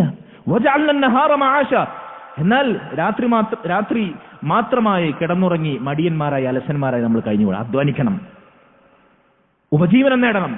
അതുകൊണ്ട് വജഅൽനാ നഹാറ മആശ, പകലിനെ ജീവസന്ധാരണ വേളയാക്കി. പിന്നെ ബാക്കി എന്താ? വജഅൽനാ നഹാറ മആശ വഅൻസൽനാ മിനൽ മുഅ്സിറാതി മാഅൻ സജ്ജാജ ലിനുഖ്രിജ ബിഹി ഹബ്ബൻ വനബാത വജന്നാത്തിൻ അൽഫാഫ, ആകാശത്ത് നിന്ന് മഴമേഘങ്ങൾ കീറിയവൻ വെള്ളമിറക്കി, ഭൂമിയിൽ നിന്ന് കായ്ക്കനികൾ ഉൽപ്പാദിപ്പിച്ചു, ഇടതൂർന്ന തോട്ടങ്ങൾ ഉണ്ടാക്കി തന്നു, കൃഷിഭൂമികൾ ഉണ്ടാക്കി തന്നു. മനുഷ്യവാസത്തിന് വേണ്ടി എല്ലാം അല്ലാഹു മനുഷ്യരുടെ ആവശ്യം പരിഗണിച്ചുകൊണ്ട് സൃഷ്ടിച്ചു. ഇതിനാണ് എന്തെന്ന് പറയാം? ദലാലത്തുൽ ഇനായ എന്ന് പറയാം. ഇത് ബുദ്ധി അംഗീകരിക്കുന്ന കാര്യമല്ലേ? ഇത് മനസ്സിലാക്കുന്നവൻ അല്ലാഹുവിനെ തിരിച്ചറിയാൻ സാധിക്കുകയില്ലേ? ഇനി നമ്മുടെ ശരീരത്തിലേക്ക് നോക്കൂ. ഞാൻ എപ്പോഴും പറയാറുള്ളതാണ്, കാണാൻ നമുക്ക് അല്ലാഹു കണ്ണ് തന്നു. കേവലം ഒരു കണ്ണ് എന്നതിനപ്പുറത്ത് ഈ കണ്ണിനെ ഒന്ന് സൂക്ഷ്മമായി പരിശോധിച്ചാൽ, ഒന്ന് ആലോചിച്ച് നോക്കുക അതിന്റെ അത്ഭുതങ്ങൾ. ഈ കൺപീലിയില്ലെങ്കിൽ കൺപീലി ഇല്ലാതെയായിരുന്നു നമ്മുടെ കണ്ണ് സൃഷ്ടിച്ചതെങ്കിൽ എന്തായിരിക്കും നമ്മളെ കണ്ണിന്റെ അവസ്ഥ? നമ്മുടെ കണ്ണുകൊണ്ട് കാണുന്നതും കാണാൻ പറ്റാത്തതുമായ സൂക്ഷ്മാണുക്കൾ, പൊടിപടലങ്ങൾ എല്ലാം നമ്മുടെ കണ്ണിലേക്ക് പ്രവേശിക്കും. എന്തെങ്കിലും കണ്ണിലേക്ക് കയറാൻ പ്രവേശിക്കുന്ന അപ്പം നമ്മൾ കണ്ണടക്കും. ഈ കൺപീലി അതിനൊരു മറയാണ്. കൺപീലി ഇല്ലാത്തവരുടെ കണ്ണിലേക്ക് നേരെ പ്രവേശിക്കും. ഇനി എന്തെങ്കിലും ഈ കണ്ണടക്കുന്നതിന് മുമ്പ് കണ്ണിന്റെ അകത്തേക്ക് പ്രവേശിച്ചാലോ ഉടനടി കണ്ണുനീർ പൊഴിക്കും, കണ്ണിന് വെള്ളം വരും. എന്തിനാണത്? ആ കയറിയ സാധനം കഴുകിപ്പോകാനുള്ള അള്ളാഹുവിന്റെ പ്രകൃതിപരമായൊരു പ്രോസസ്സാണത്. ഈ കണ്ണിൽ വെള്ളം വരുന്നില്ലെങ്കിലോ എന്തായിരിക്കും അവസ്ഥ? ലാ ഹൗല വലാ ഖുവത ഇല്ലാ ബില്ലാ. കണ്ണിന് മുകളിൽ ഈ പിരികണ്ടല്ലോ, പിരികം. ചിലപ്പോൾ ചിന്തിക്കും എന്തിനാണ് ഈ പിരികം? ഈ പിരികമില്ലാത്ത ഒരാളെ നമ്മൾ കണ്ടിട്ടുണ്ടെങ്കിൽ, കണ്ണിന് മുകളിലുള്ള പുരികമില്ലാതെ ആരെങ്കിലും നമ്മൾ കണ്ടിട്ടുണ്ടെങ്കിൽ, പുരികമില്ലാതെ നമ്മളെ തന്നെ സങ്കല്പിക്കുകയാണെങ്കിൽ എന്ത് ഭംഗിയാണ് ഉണ്ടാവുക? കണ്ണിന് മുകളിൽ ഈ പുരികം മനുഷ്യന്റെ മുഖഭംഗിക്ക് അടിസ്ഥാനമാണ്. ഒന്ന് ആലോചിച്ചു നോക്കൂ നിങ്ങൾ. മൂക്ക് വെക്കേണ്ടിടത്ത് തന്നെ മൂക്ക്. ഈ മൂക്കിന് 2 ഓട്ടകളുണ്ടല്ലേ മക്കളെ? 2 ദ്വാരമുണ്ട്. നമ്മൾ എപ്പോഴെങ്കിലും ചിന്തിച്ചിട്ടുണ്ടോ ഒന്ന് മതിയായിരുന്നു? ജലദോഷം വരുമ്പോൾ 2 മൂക്കും ചീറ്റുമ്പോൾ നമ്മൾ ചിന്തിച്ചിട്ടുണ്ടോ ഒന്ന് മതിയായിരുന്നു? ഒരിക്കൽ പോലും നമുക്ക് തോന്നിയിട്ടില്ല. അതിന് 2 ദ്വാരങ്ങളുണ്ട്, 2 ചെവികളുണ്ട്. ഒരു ചെവി പോരായിരുന്നു. അതിന്റെ ആന്തരികമായ അതിന്റെ ഘടനയിലേക്ക്, രൂപത്തിലേക്ക്, അനാട്ടമിയിലേക്ക് പോകാൻ നിന്ന് കഴിഞ്ഞാൽ, ആരെങ്കിലും അങ്ങനെ പഠിക്കുന്നുണ്ടെങ്കിൽ അതിന്റെ രഹസ്യങ്ങളിൽ അത്ഭുതം കൂറി അള്ളാഹുവിനെ കണ്ടെത്താൻ അവർക്ക് സാധിക്കൂലേ? എന്നാൽ ആ ഫീൽഡിലുള്ളവരാണ് ഏറ്റവും കൂടുതൽ എത്തിസ്റ്റുകളായി മാറുന്നത്. വേറെ യാഥാർത്ഥ്യം. ലാ ഹൗല വലാ ഖുവത ഇല്ലാ ബില്ലാ. ഏറ്റവും അള്ളാഹുവിനെ ധിക്കരിച്ച് തോന്നിവാസികളായി ജീവിക്കുന്നവർ ഈ അനാട്ടമിയും ഈ മെഡിക്കൽ സയൻസ് ഒക്കെ പഠിക്കുന്ന ആളുകളാണ് എന്നത് മറ്റൊരു യാഥാർത്ഥ്യം. വൽ ഇയാദു ബില്ലാ. അള്ളാഹുവിന്റെ സൃഷ്ടിപ്പിന്റെ രഹസ്യങ്ങളുടെ ആഴത്തിൽ മുങ്ങിത്തപ്പിയിട്ടും അള്ളാഹുവിനെ കണ്ടെത്താൻ സാധിക്കാതെ പോയ ഹതഭാഗ്യർ എന്ന് വേണമെങ്കിൽ അവരെ കുറിച്ച് നമുക്ക് പറയാം. ചെവികൾ, കൈകൾ, കയ്യ്, 2 കൈകളുണ്ട് നമുക്ക്. കാലുകൾ, 2 കാലുകളുണ്ട് നമുക്ക്. എപ്പോഴെങ്കിലും നമ്മൾ ചിന്തിച്ചിട്ടുണ്ടോ ഒറ്റ കൈ മതിയായിരുന്നു, ഒറ്റ കാല് മതിയായിരുന്നു? മനുഷ്യന്റെ ശരീരത്തെ കൃത്യമായി സന്തുലിതമായി നടക്കാനും ഇരിക്കാനും പിടിക്കാനും ഭാരം വഹിക്കാനും ഓടാനും ചാടാനും പര്യാപ്തമായ രൂപത്തിൽ, ശരീരത്തിനെ കൃത്യമായി വ്യവച്ഛേദിക്കുന്ന രൂപത്തിൽ 2 സ്ഥാനത്ത് 2 കരങ്ങളും 2 കാലുകളും അല്ലാഹു സ്ഥാപിച്ചു. എന്തൊരു സൂക്ഷ്മമായാണ് ആ പരിഗണന നോക്കൂ നിങ്ങൾ. വെറുതെ ഒരു കൈ, വെറുതെ ഒരു കാലാണോ? കയ്യിനും കാലുകൾക്കും 5 വീതം വിരലുകളുണ്ട്. എന്തിനാണ് ഈ വിരലുകൾ? അതും ഓരോ കാലിലും ഓരോ കയ്യിലും 5 വിരലുകൾ. ഒരു വിരല് പോയി കഴിഞ്ഞാൽ അതിന്റെ നഷ്ടം നമുക്കറിയാം. ഓരോ വിരലിനും ഓരോ ധർമ്മമുണ്ട്. വിരൽ നഷ്ടപ്പെട്ടാൽ അതിന്റെ ബുദ്ധിമുട്ട് എത്രയാണ്? 5 വിരലുകൾ കൃത്യമായി 2 കൈകളിലും. നഖമുണ്ട് അല്ലേ? വിരലുകൾക്ക് ഈ നഖല്ലെങ്കിൽ എന്തായിരിക്കും അവസ്ഥ? നമ്മുടെ ഒരു നഖം പറഞ്ഞു പോയാൽ അതിന്റെ ഒരു തുമ്പ് നഖം വെട്ടുമ്പോൾ ഒന്ന് കയറ്റി വെട്ടിക്കഴിഞ്ഞാൽ അതിന്റെ ബുദ്ധിമുട്ട് നമുക്കറിയാം. ലാ ഹൗല വലാ ഖുവത ഇല്ലാ ബില്ലാ. എന്തിനാണ് ഈ നഖങ്ങൾ? പറയൂ നിങ്ങൾ. ഇനി ഇതിന്റെ ഉള്ളിലേക്ക് പോവാണെങ്കിലോ? ത്വക്ക്, ഇതിനകത്ത് പേശി, അതിനുള്ളിൽ എല്ല്. എത്ര ഭദ്രമായി എല്ലിനെ മാംസപേശികൾ കൊണ്ട് പൊതിഞ്ഞ് സന്ധികളാൽ സംഭരണം ചെയ്യപ്പെട്ട് പിന്നീട് അതിനെ ത്വക്കുകൊണ്ട്, ആ ത്വക്ക് തന്നെ എത്ര ലെയറാണ്. ഇതിനകത്തുകൂടി എത്ര സൂക്ഷ്മമായ ഞരമ്പുകളാണ് രക്തം പ്രവഹിച്ചുകൊണ്ട് സഞ്ചരിക്കുന്നത്. ലാ ഹൗല വലാ ഖുവത ഇല്ലാ ബില്ലാഹിൽ അലിയുൽ അളീം. ഒന്നാലോചിച്ചു നോക്കൂ നിങ്ങൾ. അല്ലാഹു സുബ്ഹാനഹു വ തആല ഇങ്ങനെ അവൻ സൃഷ്ടിച്ച നമ്മുടെ ശരീരത്തിന്റെ കാര്യം മാത്രമാണ് ഈ പറഞ്ഞത്. ഹൃദയം എന്തൊരത്ഭുതമാണത്. 24 മണിക്കൂറും മിടിച്ചുകൊണ്ടിരിക്കുന്ന എത്ര ശക്തമായ ഫോഴ്സിലാണ് ശരീരത്തിലെ ഓരോ അവയവങ്ങളിലേക്കും രക്തം ഇരച്ചു കയറാൻ പാകത്തിൽ അതിങ്ങനെ പമ്പ് ചെയ്യുന്നത്. ലാ ഹൗല വലാ ഖുവത ഇല്ലാ ബില്ലാ. ഓരോ നിമിഷം അതൊന്ന് നിലച്ചാൽ നമ്മൾ ഈ ശ്വസിക്കുന്ന ശ്വാസം, അത് പുറത്തേക്ക് വിടുന്ന ഉച്ഛ്വാസം, ഒരു കാലത്ത്, ഈ അടുത്ത കാലത്ത് പൈസ കൊടുത്താൽ വരെ ശ്വസിക്കാനുള്ള ഓക്സിജൻ കിട്ടാതെ മനുഷ്യൻ അല്ലാഹുവിന്റെ മുമ്പിൽ കേണപേക്ഷിച്ച കാലഘട്ടമുണ്ടായിരുന്നു. കൊറോണ സമയത്ത് പൈസ കൊടുത്താൽ വരെ ശ്വസനവായു കിട്ടാത്ത അവസ്ഥയിൽ ആരാണത് പൈസയും കൊടുക്കാതെ 24 മണിക്കൂറും ഒരു മനുഷ്യായുസ് മുഴുവൻ ആസ്വദിക്കാൻ നമുക്ക് സംവിധാനം ഏർപ്പെടുത്തിയത്? മൂക്കും രാസാനന്ദ്രങ്ങളും ശ്വാസകോശവും. ലാ ഹൗല വലാ ഖുവത ഇല്ലാ ബില്ലാ. ചിന്തിച്ചു നോക്കിയിട്ടുണ്ടോ നിങ്ങൾ? ആരാണ് മനുഷ്യനാവശ്യമുള്ള ഓരോന്നും ഇത്രയും കൃത്യമായി വ്യവസ്ഥാപിതമായി വെക്കേണ്ടതുപോലെ വെച്ച് സൃഷ്ടിച്ചതെന്ന് ആരാണ്? അല്ലാഹു അല്ലാതെ. മുൻഗാമികൾ ചിലരോട് ചോദിച്ചു, കൈഫ അറഫ്ത റബ്ബക്, നീ നിന്റെ റബ്ബിനെ എങ്ങനെയാണ് മനസ്സിലാക്കിയത്? അവർ ചില പറഞ്ഞു, അറഫ്തുഹു ബിൽ ബീദ, അള്ളാഹുവിനെ ഞാൻ മനസ്സിലാക്കിയത് ഒരു മുട്ടയിലൂടെയാണ്, ഒരു പക്ഷിയുടെ മുട്ടയിലൂടെ. എന്നിട്ട് അദ്ദേഹം പറഞ്ഞു, പക്ഷിയുടെ മുട്ട നിങ്ങൾ കണ്ടിട്ടില്ലേ? ഹിസുൻ ഹസീനുൻ ലാ ഫുർജത ഫീ വജിദാറുൻ സമീകുൻ ലാ ബാബ ലഹു യൻകസിറു ഫയഖ്റുജു മിൻഹു ത്വാഇറുൻ യസ്ബഹ്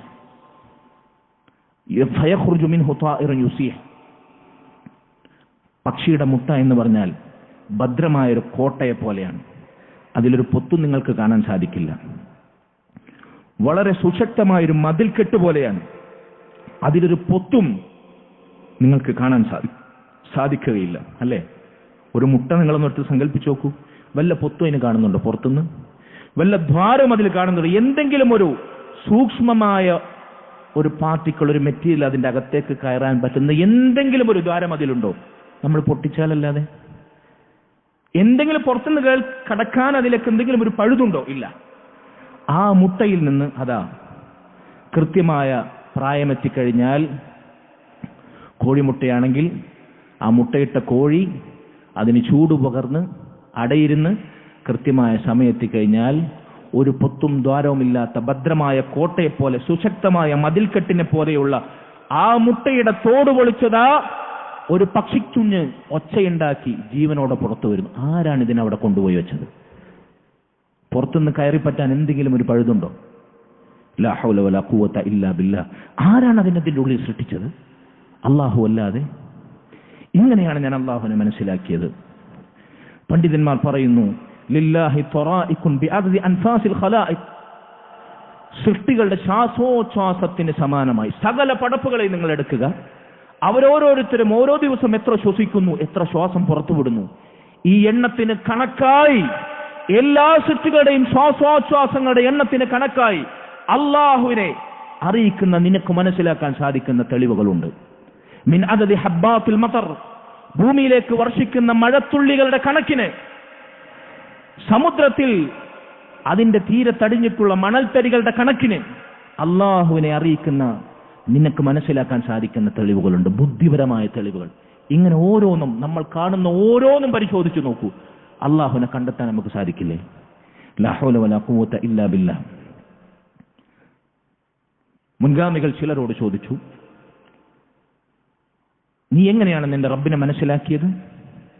അപ്പോൾ അവർ പറഞ്ഞു, ബിതഅദ്ദുദിൽ അസ്വാതി വഖ്തിലാഫിൽ ലുഗാത്ത്, മനുഷ്യരുടെ ഭാഷയിലും സംസാരങ്ങളിലുമുള്ള വൈവിധ്യങ്ങൾ, ഇതാണ് എന്നെ റബ്ബിനെ കണ്ടെത്താൻ മനസ്സിലാക്കിയത്, റബ്ബിനെ കണ്ടെത്താൻ എന്നെ സഹായിച്ച തെളിവതാണ്. അപ്പൊ ചോദിച്ചു, അതെങ്ങനെയാണ്? അള്ളാഹു എല്ലാ മനുഷ്യന്മാർക്കും ഒരുപോലെയാണ് വായ സൃഷ്ടിച്ചു നൽകിയത്. 2 ചുണ്ട്, അതിനകത്ത് നാവ്, ഇതാണല്ലോ സംസാരിക്കാനുള്ള അള്ളാഹു സൃഷ്ടിച്ച അവയവം. ഒച്ചയുണ്ടാക്കാൻ തൊണ്ട, അതിനകത്തൊരു ചെറുനാവ്, അല്ലേ? എല്ലാ മനുഷ്യന്മാർക്കും ഇത് ഏകദേശം ഒരേപോലെയാണ്. അതിന്റെ വലുപ്പത്തിലും ആകൃതിയിലും ഷേപ്പിലൊക്കെ ചെറിയൊരു വ്യത്യാസം ഉണ്ടാകുമല്ല. അതിന്റെ ഘടന, അതിന്റെ അനാട്ടമി എല്ലാവർക്കും ഒരുപോലെയാണ്, അല്ലേ? ഈ ഒരേ വായും നാവും തൊണ്ടയും ഒച്ചയുണ്ടാക്കാനുള്ള സംവിധാനങ്ങളും ഒക്കെ അള്ളാഹു സൃഷ്ടിച്ചതൊരുപോലെ. പക്ഷേ ലോകത്ത് ജീവിക്കുന്ന മനുഷ്യന്മാരുടെ ഈ ഒരേ സൃഷ്ടിപ്പിൽ നിന്ന് വരുന്ന ഭാഷകളുടെ വൈവിധ്യങ്ങൾ എത്രയാണ്?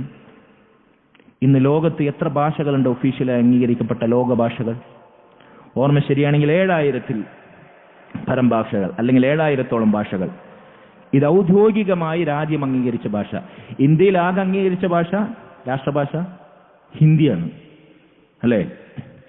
ഇന്ത്യയിൽ ഒരു ഭാഷ ഹിന്ദി. ഇന്ത്യയിൽ ഓരോ സംസ്ഥാനത്തിലും വേറെ വേറെ ഭാഷ. പോട്ടെ, സംസ്ഥാനം പോട്ടെ, ഒരു സ്റ്റേറ്റ് നമ്മളെ കേരളത്തിൽ തന്നെ എടുക്കുക.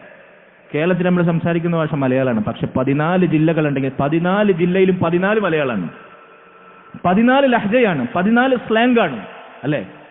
അതൊന്നും ഇവിടെ എണ്ണത്തിൽ കൂട്ടിയിട്ടില്ല. കേരളം പോയിട്ട് ഇന്ത്യയിൽ തന്നെ ഒരു ഭാഷയായിട്ട് കണക്കൂട്ടിക്കഴിഞ്ഞാൽ 7000 ഭാഷ. അതിനപ്പുറത്ത് എത്ര ലിപിയില്ലാത്ത നാടൻ ലഹജകളും മറ്റൊക്കെ ഉണ്ട്. ഇത് ഒരേ നാവിൽ നിന്നും ഒരേ വായിൽ നിന്നാണ് മനുഷ്യന്മാർ. എങ്ങനെയാണ് ഒരുപോലെ സൃഷ്ടിച്ച വായിൽ നിന്നും നാവിൽ നിന്ന് ഇത്രയും വൈവിധ്യങ്ങളായ ഭാഷകളും ശബ്ദങ്ങളും വരുന്നത്? അത്ഭുതമല്ലേ അത്? മനുഷ്യന് കഴിയുമോ അത്? ആർക്കാണത് കഴിയുക? ഇതാലോചിച്ചപ്പോഴാണ് റബ്ബിന്റെ കഴിവിനെ എനിക്ക് മനസ്സിലായത്, റബ്ബിനെ ഞാൻ കണ്ടെത്തിയത് എന്ന് അദ്ദേഹം പറയാണ്. ഇത് അല്ലാഹു ഖുർആനിൽ പറഞ്ഞതാണ്. വമിൻ ആയാതിഹി ഖൽഖുസ് സമാവാതി വൽ അർദ്, അല്ലാഹുവിന്റെ ദൃഷ്ടാന്തങ്ങളിൽപ്പെട്ടതാണ് ആകാശ ഭൂമികളുടെ സൃഷ്ടിപ്പ്.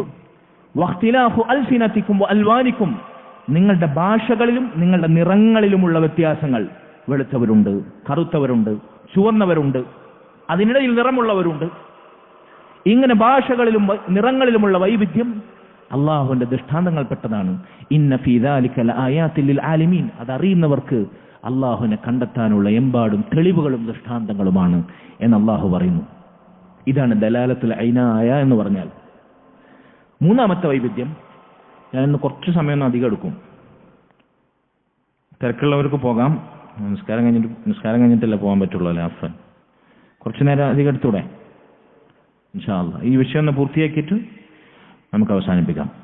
മൂന്നാമത്തെ തെളിവുകളുടെ മൂന്നാമത്തെ രൂപം ദലാലത്തുൽ ഇത്ഖാൻ. അപ്പൊ അള്ളാഹുവിന്റെ സൃഷ്ടിപ്പ്, അള്ളാഹു മുൻമാതൃകയില്ലാതെ ശൂന്യതയിൽ നിന്ന് സൃഷ്ടിച്ചു. നമ്മുടെ അവസ്ഥകൾ പരിഗണിച്ച് അള്ളാഹു സൃഷ്ടിച്ചു. അത് നമ്മൾ വിശദീകരിച്ചു കഴിഞ്ഞു. അതിന്റെ മൂന്നാമത്തെ വൈവിധ്യം ദലാലത്തുൽ ഇത്ഖാൻ. അത് തന്നെ കണിശമായി, കൃത്യമായി, സൂക്ഷ്മമായി, ഒരു കുറവുമില്ലാത്ത രൂപത്തിൽ അള്ളാഹു സൃഷ്ടിച്ചു. അള്ളാഹുവിന്റെ സൃഷ്ടിപ്പിനെ പറ്റി അള്ളാഹു തന്നെ പറയുന്നു, സുന്ന അല്ലാഹുല്ലദി അത്ഖന കുല്ല ഷൈഇൻ. അള്ളാഹുവിന്റെ സൃഷ്ടിപ്പ് സൂക്ഷ്മമായി, കുറ്റമറ്റതായി, കൃത്യമായി അവൻ നിർവഹിച്ചിരിക്കുന്നു. അല്ലദി അഹ്സന കുല്ല ഷൈഇൻ ഖലഖ. അള്ളാഹു സൃഷ്ടിച്ചിട്ടല്ല എല്ലാം അവൻ ഏറ്റവും നല്ല രൂപത്തിലാണ് സൃഷ്ടിച്ചത്. നമ്മുടെ ശരീരത്തിലേക്ക് തന്നെ നമുക്ക് തിരിച്ചു വരാം. ഓരോന്നും വെക്കേണ്ട സ്ഥാനത്ത് വെക്കേണ്ടതുപോലെ കൃത്യമായി, വ്യക്തമായി, സൂക്ഷ്മമായി അള്ളാഹു സംവിധാനിച്ചാണ് സൃഷ്ടിച്ചത്. ഫതബാറകല്ലാഹു അഹ്സനുൽ ഖാലിഖീൻ. അള്ളാഹു സൃഷ്ടിക്കുന്നവരിൽ ഏറ്റവും ഉത്തമനായ, അനുഗ്രഹ സമ്പൂർണനായ സൃഷ്ടാവാണ്. അതിലൊരു കുറവ് നമുക്ക് കാണാൻ സാധിക്കുകയില്ല. സൂര്യനെ സൃഷ്ടിക്കേണ്ടതുപോലെ സൂര്യനെ, ചന്ദ്രനെ സൃഷ്ടിക്കേണ്ടതുപോലെ ചന്ദ്രനെ, മനുഷ്യനെ സൃഷ്ടിക്കേണ്ടതുപോലെ മനുഷ്യനെ, ആകാശത്തുകൂടെ വട്ടമിട്ട് പറക്കാൻ പ്രാപ്തമായ ചിറകുകളോടുകൂടി പക്ഷിയെ, പറവകളെ, സമുദ്രത്തിൽ ജീവിക്കുന്ന മത്സ്യങ്ങളെ, അവക്കതിന് ആ വെള്ളത്തിൽ കിടന്ന് ശ്വസിക്കാനും ജീവിക്കാനും. വെള്ളത്തിൽ നിന്നൊരു മീനിനെ പിടിച്ച് പുറത്തിട്ടാൽ അത് ചത്തുപോകും. മനുഷ്യനെ വെള്ളത്തിൽ പിടിച്ചിട്ടാൽ മനുഷ്യൻ ചത്തുപോകും. ഇങ്ങനെ ഓരോന്നിനും വേണ്ടതുപോലെ കൃത്യമായി, കണിശമായി അള്ളാഹു സൂക്ഷ്മമായി സൃഷ്ടിച്ചിരിക്കുന്നു. മാ തറാ ഫീ ഖൽഖിർ റഹ്മാനി മിൻ തഫാവുത്. റഹ്മാനായ റബ്ബിന്റെ സൃഷ്ടിപ്പിൽ ഒരേറ്റക്കുറച്ചിലും ഒരു കുറവും ഒരാൾക്കും കണ്ടെത്താൻ സാധിക്കുകയില്ല. ഇങ്ങനെ കൃത്യമായി അള്ളാഹു സുബ്ഹാനഹു വ തആല സൃഷ്ടിച്ചിരിക്കുന്നു. ഇതും അള്ളാഹുവിനെ നമ്മെ അറിയിക്കുന്ന തെളിവാണ്. ദലാലത്തുൽ ഇത്ഖാൻ എന്നാണ് ഇതിന് പറയുക. നാലാമത്തെ വൈവിധ്യം, അള്ളാഹുവിന്റെ സൃഷ്ടിപ്പിന്റെ നാലാമത്തെ വൈവിധ്യം ദലാലത്തു തസ്ഖീർ വ തദ്ബീർ. അള്ളാഹു എല്ലാം കൃത്യമായി, കണിശമായി നമ്മുടെ ആവശ്യങ്ങൾ പരിഗണിച്ചുകൊണ്ട് മുൻമാതൃകയില്ലാതെ സൃഷ്ടിച്ചു. സൃഷ്ടിച്ചിട്ട് വെറുതെ അങ്ങ് വിട്ടതാണോ? അള്ളാഹു സുബ്ഹാനഹു വ തആല എല്ലാം കൃത്യമായി നിയന്ത്രിക്കുന്നു. അവന്റെ നിയന്ത്രണ പരിധിയിലെല്ലാം അള്ളാഹു സുബ്ഹാനഹു വ തആല സംവിധാനിച്ചിരിക്കുന്നു. നോക്കൂ, നിങ്ങൾ രാവും പകലും എന്തെങ്കിലും പകല് പണിമുടക്കിയിട്ടുണ്ടോ? നാളെ മുതൽ 24 മണിക്കൂർ രാത്രിയാകട്ടെ, പകല് സംഭവിക്കാതിരിക്കാൻ പകൽ എന്തെങ്കിലും പണിമുടക്കിയിട്ടുണ്ടോ? സൂര്യൻ എന്തെങ്കിലും പണിമുടക്കിയിട്ടുണ്ടോ? അള്ളാഹു കൃത്യമായി നിയന്ത്രിക്കുന്നു രാവിനെയും പകലിനെയും, സൂര്യനെയും ചന്ദ്രനെയും. നോക്കൂ നിങ്ങൾ, നമ്മുടെ നാട്ടിലെ കാലാവസ്ഥ, വേനൽക്കാലം നമുക്ക് കൃത്യമായി അറിയാം ഏതൊക്കെ മാസങ്ങളിലാണ്. മഴക്കാലം അത് കുറച്ച് അങ്ങോട്ടും ഇങ്ങോട്ടൊക്കെ തെറ്റാറുണ്ട്. അത് അള്ളാഹു സുബ്ഹാനഹു വ തആല അവനുദ്ദേശിച്ചാൽ കീഴ്മേൽ മറിക്കും. അള്ളാഹുവിന്റെ ശിക്ഷയെക്കുറിച്ചുള്ള മുന്നറിയിപ്പ് നമ്മളെ ബോധ്യപ്പെടുത്താൻ ഒരു വ്യതിയാനം, പതിവിന് വിപരീതമായി അള്ളാഹു നമ്മെ പിടിച്ചുകുലുക്കാനെന്ന് സംവിധാനിക്കുന്നതിനപ്പുറത്ത് കൃത്യമായി അള്ളാഹു നിയന്ത്രിക്കുന്നു. മഴ പെയ്യേണ്ട സമയത്ത് മഴ, ചൂടാവേണ്ട സമയത്ത് ചൂട്, തണുപ്പ് കാലത്ത് തണുപ്പ്. ആരാണതിനെ നിയന്ത്രിക്കുന്നത്? കാറ്റിനെയും സൂര്യനെയും ചന്ദ്രനെയും മഴയെയും രാവിനെയും പകലിനെയും എല്ലാം. മഹാനായ ഇമാം അബൂ ഹനീഫ റഹിമഹുല്ലാഹ്, അദ്ദേഹത്തിന്റെ അടുക്കൽ അന്നത്തെ കാലത്തെ ദഹരിയാക്കൾ, നിരീശ്വരവാദികൾ, അവർ സംവദിക്കാൻ വേണ്ടി വന്നു. അള്ളാഹുവിന്റെ അസ്തിത്വത്തെപ്പറ്റി, അള്ളാഹു ഉണ്ടോ എന്നതിനെപ്പറ്റി നിങ്ങളോട് ഞങ്ങൾ സംവദിക്കാൻ ആഗ്രഹിക്കുന്നു എന്ന് പറഞ്ഞു. അദ്ദേഹം അവരോട് പറഞ്ഞു, നിങ്ങൾ കുറച്ചു നേരം ക്ഷമിക്കണം, എനിക്കൊരു കഥ ഓർമ്മ വരുന്നുണ്ട്, ഞാനൊരു കഥ നിങ്ങളോട് പറയാം, അത് കേൾക്കാൻ നിങ്ങൾക്ക് ക്ഷമയുണ്ടാകണം, അതിനുശേഷം നമുക്ക് സംവാദം ആരംഭിക്കാം. അപ്പൊ അദ്ദേഹം പറഞ്ഞു, ഈ യൂഫ്രട്ടീസിന്റെ തീരത്തുകൂടെ ഒഴുകി നടക്കുന്ന ഒരു ചരക്ക് കപ്പലിനെ കുറിച്ച് ഞാൻ കേൾക്കാനിടയായി. എന്താണ് ആ ചരക്ക് കപ്പലിന്റെ പ്രത്യേകത? അത് ഓരോ തീരത്തും താനെ കപ്പിത്താനില്ലാതെ തുഴഞ്ഞു നീങ്ങി സഞ്ചരിച്ച് തീരത്തോടടുക്കുന്നു. അതിലുള്ള ചരക്കുകൾ താനെ ഇറക്കുന്നു. അവിടെ നിന്ന് കയറ്റേണ്ടുന്ന ചരക്കുകൾ താനെ കയറ്റുന്നു. എന്നിട്ട് അടുത്ത തീരത്തേക്ക് പോകുന്നു. അങ്ങനെ ഒരു കപ്പിത്താനില്ലാതെ, തുഴയാനോ ചലിക്കാനോ സംവിധാനങ്ങളില്ലാതെ, അതിൽ വഹിക്കുന്ന ഭാരങ്ങൾ ഇറക്കാനോ കയറ്റാനോ ഒരാളുമില്ലാതെ താനെ സഞ്ചരിച്ച് ചരക്ക് കയറ്റി ചരക്ക് ഇറക്കി യൂഫ്രട്ടീസിന്റെ തീരത്ത് കൂടെ ഒഴുതി നടന്ന ഒരു കപ്പലിനെ കുറിച്ച് ഞാൻ കേൾക്കുകയുണ്ടായി.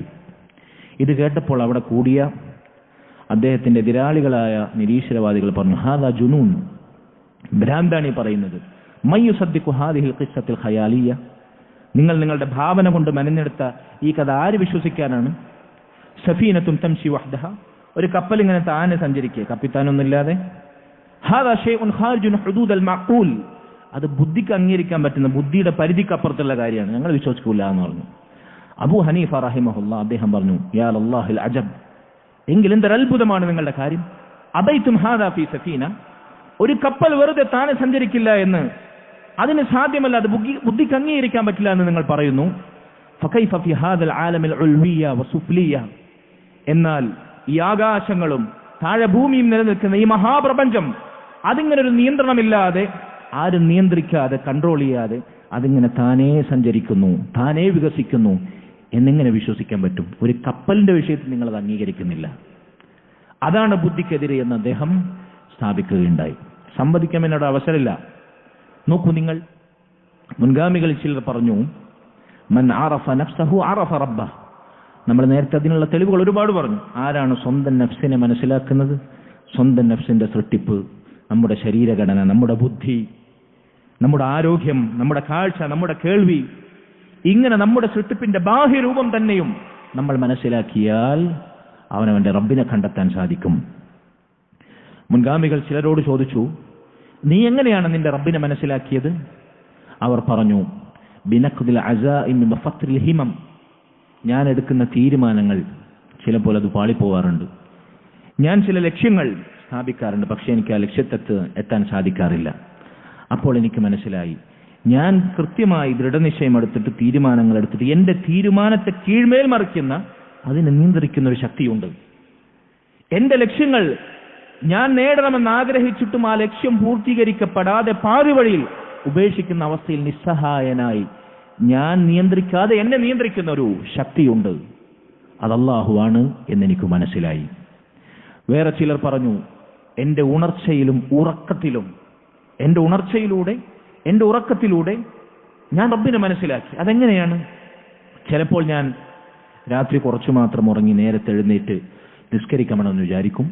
അങ്ങനെ അലാറൊക്കെ വെച്ച് വിളിക്കാൻ ആളൊക്കെ ഏർപ്പാടാക്കി ഞാനങ്ങ് കെടുക്കും. പക്ഷേ ഉറക്കത്തിൽ പെട്ടുപോകും. ഞാൻ നേരത്തെ എഴുന്നേൽക്കണമെന്ന് വിചാരിച്ചിട്ടും എന്നെ ഉറക്കത്തിൽ ആഴ്ത്തിക്കളഞ്ഞവൻ ആരാണ് ആ ശക്തി? നേരത്തെ എഴുന്നേൽക്കാൻ വേണ്ടി ഞാൻ ശ്രമിക്കും, പക്ഷെ നേരത്തെ എഴുന്നേൽക്കാൻ പറ്റാതെ ഞാൻ ഉറക്കത്തിൽ പെട്ടുപോകും. ചിലപ്പോൾ രാത്രി ഉറങ്ങാതെ ധാരാളമായി പണിയെടുക്കാനും വായിക്കാനും എന്തെങ്കിലും പ്രവൃത്തി ചെയ്യാനും ഞാൻ തീരുമാനിക്കും. പക്ഷെ എന്നെ ഉറക്കം കീഴടക്കും. അല്ലേ, ഡ്രൈവ് ചെയ്തുകൊണ്ടിരിക്കുമ്പോൾ കണ്ണം നടഞ്ഞുപോയി ജീവൻ നഷ്ടപ്പെട്ട എത്രയോ കഥകൾ നമ്മൾക്ക് അറിയാം. നമ്മൾ ഉറങ്ങാതെ വണ്ടി ഓടിക്കുമെന്ന് വിചാരിച്ചിട്ടാണ് പോകുന്നത്. ഒരു നിമിഷം കണ്ണങ്ങ് പാളി. ആരാണ് നിയന്ത്രിച്ചത്? ആരാണത്? അല്ലാഹു അല്ലാതെ. ഇങ്ങനെയാണ് ഞാൻ എൻ്റെ റബ്ബിനെ മനസ്സിലാക്കിയത് എന്ന് മുൻഗാമികൾ ചിലർ പറയുകയുണ്ടായി. സഹോദരങ്ങളെ, ഇങ്ങനെ നമ്മുടെ ബുദ്ധി അംഗീകരിക്കുന്ന ധാരാളം തെളിവുകൾ അല്ലാഹു ഉണ്ട് എന്ന് നമ്മെ അറിയിക്കുന്നതായി കാണാൻ സാധിക്കും. അക്കൂട്ടത്തിൽ പണ്ഡിതന്മാർ പറഞ്ഞ തെളിവുകളുടെ ഒരു രൂപമാണ് ദലാലത്തു തസ്ഖീരി വത്തദ്ബീർ. അല്ലാഹുവാണ് എല്ലാം നിയന്ത്രിക്കുന്നത്. അല്ലാഹുവിന്റെ നിയന്ത്രണത്തിന്റെ പരിധിയിലാണ് എല്ലാം. അല്ലാഹു സുബ്ഹാനഹു വ തആല നിയന്ത്രിക്കാതെ ഒന്നും, ഒരു പുൽക്കൊടി പോലും ഇവിടെ മുളച്ചു പൊന്തുകയോ നശിക്കുകയോ ഇല്ല. ഒരു കഥ കൂടി ഞാൻ നിങ്ങളെ കേൾപ്പിച്ചുകൊണ്ട് അവസാനിപ്പിക്കാം. മഹാനായ ഇമാം ശാഫിഈ റഹിമഹുല്ലാ, അദ്ദേഹത്തിന്റെ അടുക്കൽ അദ്ദേഹത്തിന്റെ കാലഘട്ടത്തിലുള്ള നിരീശ്വരവാദികൾ സംവദിക്കാൻ വേണ്ടി വന്നു. എന്താണ് അള്ളാഹു ഉണ്ട് എന്ന് അറിയിക്കുന്നതിന് നിങ്ങളുടെ അടുത്തുള്ള തെളിവ് എന്ന് ചോദിച്ചു. ഇമാം ശാഫിഈ റഹിമഹുല്ലാ അദ്ദേഹം പറഞ്ഞു, വർഖുൽ ഫിർസാദ്, ഈ മൾബറി ചെടിയുടെ ഇല ഉണ്ടല്ലോ, അതാണ് എനിക്ക് തെളിവായി പറയാനുള്ളത്. അപ്പൊ അവർ അത്ഭുതത്തോടു കൂടി ചോദിച്ചു, എങ്ങനെയാണ് മൾബറി ചെടിയുടെ ഇല അത് അല്ലാഹു ഉണ്ട് എന്ന് നിങ്ങൾക്ക് തെളിയിക്കാൻ തെളിവാകുന്നത്? അപ്പൊ അദ്ദേഹം പറഞ്ഞു, ഈ മൾബറി ചെടിയുടെ ഇല തിന്ന് ജീവിക്കുന്ന പട്ടുനൂൽ പുഴു ഉണ്ടല്ലോ, പട്ടുനൂൽ പുഴു ഈ ഇലയിലാണ് വളരുക. ഈ ഇല തിന്നിട്ടാണ് പട്ടുനൂൽ പുഴു ജീവിക്കുന്നത്. ഈ പട്ടുനൂൽ പുഴു ഈ മൾബറി ചെടിയുടെ ഇല തിന്നിട്ട് അത് വിസർജിച്ചാൽ അതിന്റെ വിസർജ്യമായി എന്ത് വരും? പട്ടുനൂല് വരും, പട്ടു വരും, നേർത്ത പട്ടു വരും. അതേ മൾബറി ചെടിയുടെ ഇല ഒരു കസ്തൂരിമാൻ അത് തിന്ന് അതിന്റെ ഉദരത്തിൽ നിന്ന് പുറത്തു വരുന്ന വേസ്റ്റായി അതിന്റെ താഴ്ഭാഗത്ത് അടിഞ്ഞുകൂടുന്ന സംഗതി സുഗന്ധമുള്ള കസ്തൂരിയായി പരിണമിക്കും. അതേ പട്ടുനൂൽ പുഴു വളരുന്ന ഈ മൾബറി ചെടിയുടെ ഇല ഓരോ ആടോ അതല്ലെങ്കിൽ മറ്റേതെങ്കിലും മൃഗങ്ങളോ തിന്ന് വിസർജിച്ചാൽ അതതിന്റെ വിസർജ്യമായി ദുർഗന്ധമായി പുറത്തേക്ക് വരും. ഒരേ ഇല, ഒരേ മൾബറി ചെടിയുടെ ഇല അത് പട്ടുനൂൽ പുഴു തിന്ന് പുറത്തേക്ക് തള്ളിയപ്പോൾ നേർത്ത പട്ടായും, കസ്തൂരിമാൻ അത് തിന്ന് പുറത്തേക്ക് വിട്ടപ്പോൾ സുഗന്ധം വമിക്കുന്ന കസ്തൂരിയായും, ഒരു സാധാ മൃഗം അത് പുറത്തേക്ക് വിട്ടപ്പോൾ വിസർജ്യമായും മാറി. ആരാണ് ഈ വൈവിധ്യം ഇതിൽ ഉൾക്കൊള്ളിച്ചത്? ആരാണ് ഇതിനെ നിയന്ത്രിക്കുന്നത്? അല്ലാഹു സുബ്ഹാനഹു വ തആല അല്ലാതെ. ഇതാണ് ഇമാം ഷാഫിഈ റഹിമഹുല്ലാ അവർക്ക് നൽകിയ മറുപടി. സഹോദരങ്ങൾ, ഇങ്ങനെ നമ്മുടെ ബുദ്ധി അറിയിക്കുന്ന എമ്പാടും തെളിവുകൾ അല്ലാഹു ഉണ്ട് എന്ന് കണ്ടെത്താൻ അറിയിക്കുന്നതായി നമുക്ക് സാധിക്കും, മനസ്സിലാക്കാൻ സാധിക്കും. ഈ തെളിവുകളുടെ നാലാമത്തെ രൂപം. അപ്പൊ ദലീലു ശർഈ നമ്മൾ പറഞ്ഞു, ദലീലുൽ ഫിത്രി പറഞ്ഞു, ദലീലുൽ അഖ്ലി പറഞ്ഞു. ഇനി ബാക്കിയുള്ള എന്താണ്? ദലീലുൽ ഹിസ്സി. നമുക്ക് അനുഭവങ്ങളിലൂടെ അനുഭവവേദ്യമാകുന്ന തെളിവുകൾ എന്ന് പറഞ്ഞാൽ അമ്പിയാക്കൾക്ക് അല്ലാഹു സുബ്ഹാനഹു വ തആല വെളിപ്പെടുത്തി കൊടുത്തിട്ടുള്ള മുഅ്ജിസാത്തുകൾ, കറാമാത്തുകൾ.